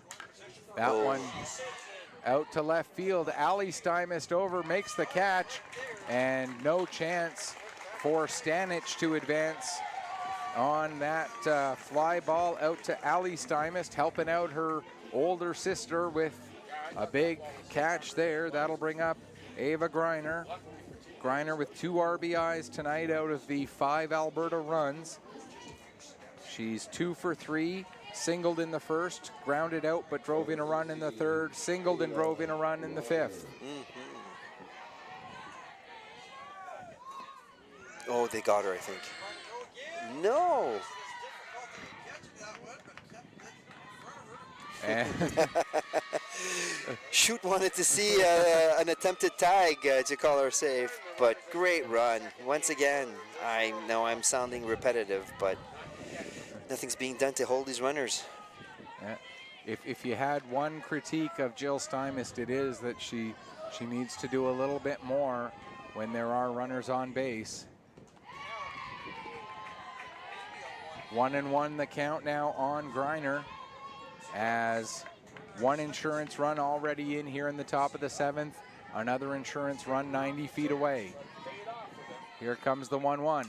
That one launched. Ooh, that and looks getting over and making the catch. Ali McCauley saving another run. Wow. Not only saving another run, but maybe saving the game for Nova Scotia. As if they're down by 3. That's a hard, the way that Alberta's playing right now, they could not afford to go down by 3. And I don't know if Ellie McCauley had gotten a player of the game yet. I want to say that she has, but if she hadn't and Nova Scotia comes back and wins, that catch right there, for me, is the biggest play of this game. Alberta does get 1 run on 2 hits, no errors, and 1 runner left on base. We will go to the last half inning of regulation as extra innings could very well be in play here in this bronze medal game. And for Nova Scotia, you've got exactly the people you want coming up in this situation. Ali Steinmist, Julia Kolnick-Schoffer, Carly Snow, Carly Jackson. I'm convinced we get to the 4th one. I am as well. We've only had 2 1-2-3 innings in this whole game. One was delivered by Sydney Berry on the mound. At that very heart of the lineup, I believe, if I'm not mistaken. And the other one was by Jill Stymus being on the mound against Alberta. That an untraditional 3-up, 3-down with the single and then the double play to end the inning. So it starts with Ali Stymus. Yeah, that other 1-2-3 inning was Snow, Jackson, and Lee. So still close to the heart of the lineup. So here comes Ali Stymus to lead things off. She's 0 for 2, was hit by a pitch and came around to score in the third. Great walk-up song. Yeah. As the bottom of inning number 7. Nova Scotia needs 2 to force extras. They need 3 to win the bronze medal. This is it. And Sydney Berry out there to finish off what she started as well. Exciting First pitch baseball. misses low, ball 1.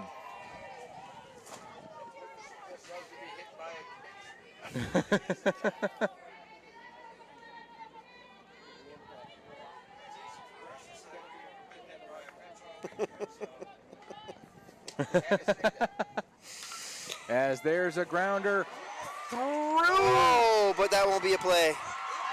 What an effort by Gervais to knock that down. But by the time Gervais knocked it down, it was so deep, and Stymist was running so hard. She lost her balance too, but wow. Yeah. What an effort. But that means that Julia Konigshofer is the tying run now at the plate. And again, we mentioned Boston Pizza in the top of the inning. We've got some Boston Pizza behind us. It smells great. In between the innings. And it's distractingly good smell. Yeah, Dixon brought it up here just half an inning too soon. But we got to focus here. Yeah. I'll plug my pitch. nose. I may sound like this for the rest of it. That pitch misses high. 1-0 the count on Konigshofer as the potential tying run at the plate. High. That one misses high, 2-0. We have seen, yes, there's been a couple of games that ended up getting away from one team or another, but we have seen so many games go right down to the last out, the last half inning, and this another one, and it's so fitting that the bronze medal is such a good game like Absolutely. this. 3-0 the count now on Konigshofer, and again, this is where a hitter with the skill of Konigshofer, I'm looking one spot. Yeah. Whatever that spot is that she wants, and if she gets it in that spot and only in that spot, and there she goes, and it'll drop in front of Matlock, and getting in safely is Ali Stymist. Yes, good run by Steinmetz too to get there and beat that throw because Matlock came up firing. And that's why I say that a 3-0 pitch is not an automatic take. If it's in that exact spot in your wheelhouse. I'm a purist. I'm sorry. There's other pitches. There's an expression that some of my colleagues at a radio station I used to work at before came up with, and it's called batwadi. And it stands for because that's the way we've always done it. I believe that batwadi is not a reason to do things. Carly Snow coming up. She's 1 for 3 with an RBI. And if she can get another hit here, it would be another RBI, and it would be a big one with the potential tying run now at first base, the potential winning run in the form of the 16-year-old from Summerside with nobody out here in the 7th. What a great experience for her. Build from this is going to be incredible. At a national championship tournament, a chance to help your team in a bronze medal game when you're just 16 years old. Oh, that's and going to land. That one is going to land. Oh. That is going to score Stymist. Stymist coming around. No, they're going to hold her up. I think that's the right call. Good decision by Mike Konigshofer. He had the pinwheel going on that arm until the last possible second. He was standing about 10 feet from the plate, so yeah, he was really ready to give the break. Konigshofer gets to second. Stymist is at third, and the potential winning run now at first base for Nova Scotia. Visit from the manager. With Carly Jackson at the plate. Carly Snow comes through. 2 for 4 today? 2 for 4 today. And Carly Jackson. Well, this evening, because it's. Yeah. I don't think she played this morning, did she? Oh yeah, she did. She was in that game. Let me take a look. She where is she? Yeah, she DH'd. Okay. And went 1 for 3 with an RBI single. And now we're going to get a pinch runner for that potential winning run. The pinch runner, the potential winning run is now Rayleigh Nickerson, who will come in to first base. Fill the DH spot, so not necessarily having to take anybody out of the lineup to get. Well, No. Yeah, no, I mean, she would fill in the DH spot. So if we get around to her again in the batting order in extra innings, that would be the time that she would have to come back up. But Carly Jackson, what a year it would be for her to win the Premier Hockey Federation Championship and then win a bronze medal for Nova Scotia in the same year. Takes the pitch, strike one.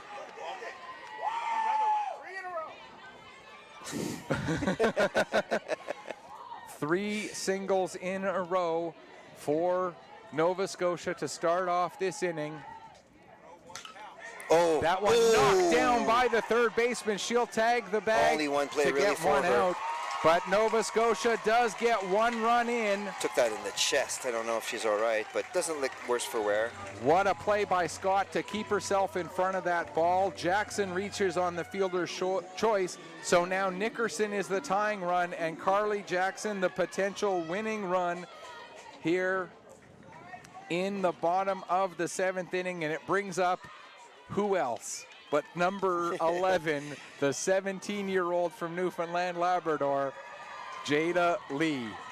Lee had to have the pitching performance of her life to get her team into the semifinals. Now she has a chance to be the hero in the bronze medal game. Do you think they send Nickerson? No. You don't want to be the third out of third. No. The second out of third? No. Never, never, never. I wouldn't. I mean, Nickerson has got some speed. But I think Ross has got a cannon. Yeah, you've got to look at Lee as, you know, you put it in the hands of the batter. Yep. An 0-2 count. Now maybe with the 0-2 count, you think about it just in case. Jada Lee 1 for 3 in this game with an RBI single. If she can get a hit here and another big RBI. And a called third strike. Big strikeout. Huge strikeout for Alberta.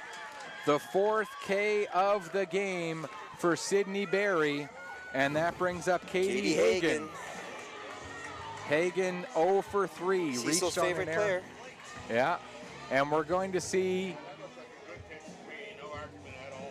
We're going to see a meeting at the mound here.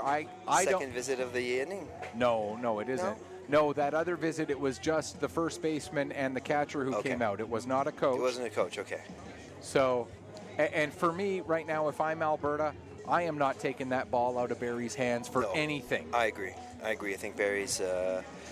she's on a roll right now. She's been pitching very well. Sure, she gave up 3 singles in this inning, but they were all well-hit balls. And not only is she on a roll now, but she has worked so hard through this game. She has earned the right to finish what she started. I agree. I believe she's over 100 pitches. I think it's 104. That's what it looks like, yeah. It looks like 104, but... I can't remember which side is which pitcher, because one is at 120, the other one's at 104. I would say the one on that side would be the visitors dugout would have the far number. Yeah. I think it's 104. It's hard to tell from our angle. That is what it looks like. Here comes Lee. Or here comes Hagen, excuse me. First 4 straight strikes. In for a strike. Nova Scotia down to their last chance here. Tying run. Nickerson at second. Winning run. Jackson at first. Takes high. I don't see the difference between those 2 last pitches, but once again, it's hard to locate. Unless one of them was outside. Yeah. The second one might have been outside. Pretty much going to tie this up. Nickerson has excellent speed. The 1-1. Fouled back 1-2. Nova Scotia down to their last strike here for the bronze medal. Do you think that strikeout might have hurt Lee's chances of making Team Canada? I don't think so. You don't think she would have made it anyway? Only because she's still only 17. I look at her as, and because one of the things that they were talking about is she's still got to develop a third pitch. That one popped up. This might do it. Alberta, and of course it's going to be Madison Willen. Alberta wins the bronze medal, and falling to her knees on the pitcher's mound and getting mugged by her teammates is Sydney Berry. What a game. What a ball an game. effort for Nova Wow. Scotia. For Nova Scotia, it's going to be heartbreak that they don't finish with a medal, but my goodness, these girls have so much, these women have so much to be proud of. They have played spectacular ball this weekend. Yeah, and the last, I mean, they sadly they win with, they finished with 2 losses, but both very admirable losses. Okay. I think they were both 5-4 losses, right? Both 5-4 against British Columbia and Alberta. You talk about the 4 provinces in this country that you think of for the big guns of baseball, and they are Quebec, Ontario, Alberta, and British Columbia. Yeah. You take 2 of those 4 down to the final inning, the final pitch. Yeah. Both games end up a 1-run game, 5-4. Nova Scotia, you are getting into the conversation of being the big guns of baseball in this country. Absolutely, absolutely. So much to be proud of. Such a great game for these girls. But So who's our players of the game? I have no idea. I have no idea. Looking at Alberta, the winning run was driven in by Tyra Stanich. She drove in that one. You look at Madison Willen. She drove in a run. She went 1 for 3 at the plate, and she made so many outs in the field. For me, either of those 2 you could make a case for. Grainer and the play that she had out in right field, she was fantastic, as well as going 2 for 4 at the plate. For Nova Scotia, take your pick. Yeah. Oh my gosh. Well, Stein missed complete game. Yeah. Maybe you go with both pitchers. I would say that probably both pitchers deserve it in this one. You know, Sydney Berry and Jill Steinmetz. You know what? That's what I'm going to say. Yeah, It's both pitchers. I agree. Yeah. And I mean, we've talked a lot about Nova Scotia in these last couple of minutes, but how about Alberta? Oh, good for them. Losing a hard game to Quebec, having 1 hour to turn yourself around, and it is Jill Steinmetz who There gets you it, go. and well deserved for her. A complete game, 5 runs on 9 hits given up. She pitched phenomenal. Player of the game from Alberta, number 26, Cindy Bear. We're getting And good it at this. is We're getting good at It this. is indeed Sydney Berry. And just to finish that thought about Team Alberta as a team, you lose a hard game against Quebec where basically nothing goes your way. Yeah. You're not playing a 9-1 well, loss could have deflated them for sure. but they found a way to regroup. They found a way to get themselves settled. They came into this game with high energy right from the very first pitch, and they took every punch that Nova Scotia threw at them, to go back to the boxing analogies, and withstood them and end up being your 2023 Baseball Canada Women's National Bronze medalists. Well deserved. Again, you know, I love the underdog story, and Nova Scotia were the underdogs coming into this tournament. Nobody expected them to other than them. I don't think, if you ask the experts, other than maybe the players themselves and a believe few in themselves, yeah. people around here, I don't think a lot of people expected Nova Scotia to be. They probably expected Nova Scotia to be in the conversation for the playoffs, but I don't think anybody expected Nova Scotia to be this close to 2 of the biggest baseball provinces in the country. The future is bright for baseball, not just in Nova Scotia, but we got to remember in all of Atlantic Canada, because our team and this team is as over, the Gatorade shower, but with spring water instead. Yeah, as the pitcher Sydney Berry gets the shower. Interrupting the interview, right? That's beautiful. And the first thing they did was make sure that the beautiful, and we got to mention this, the beautiful blankets with the Nova Scotia tartan on them that each of these game MVPs get. They made sure that it was well out of the way before they started. Save the dumping blanket. water. Save the blanket. So that's going to do it for us here in the bronze medal game. Our gold medal game will get going at around 8:30, and it will be British Columbia versus Quebec. It's going to be a great one.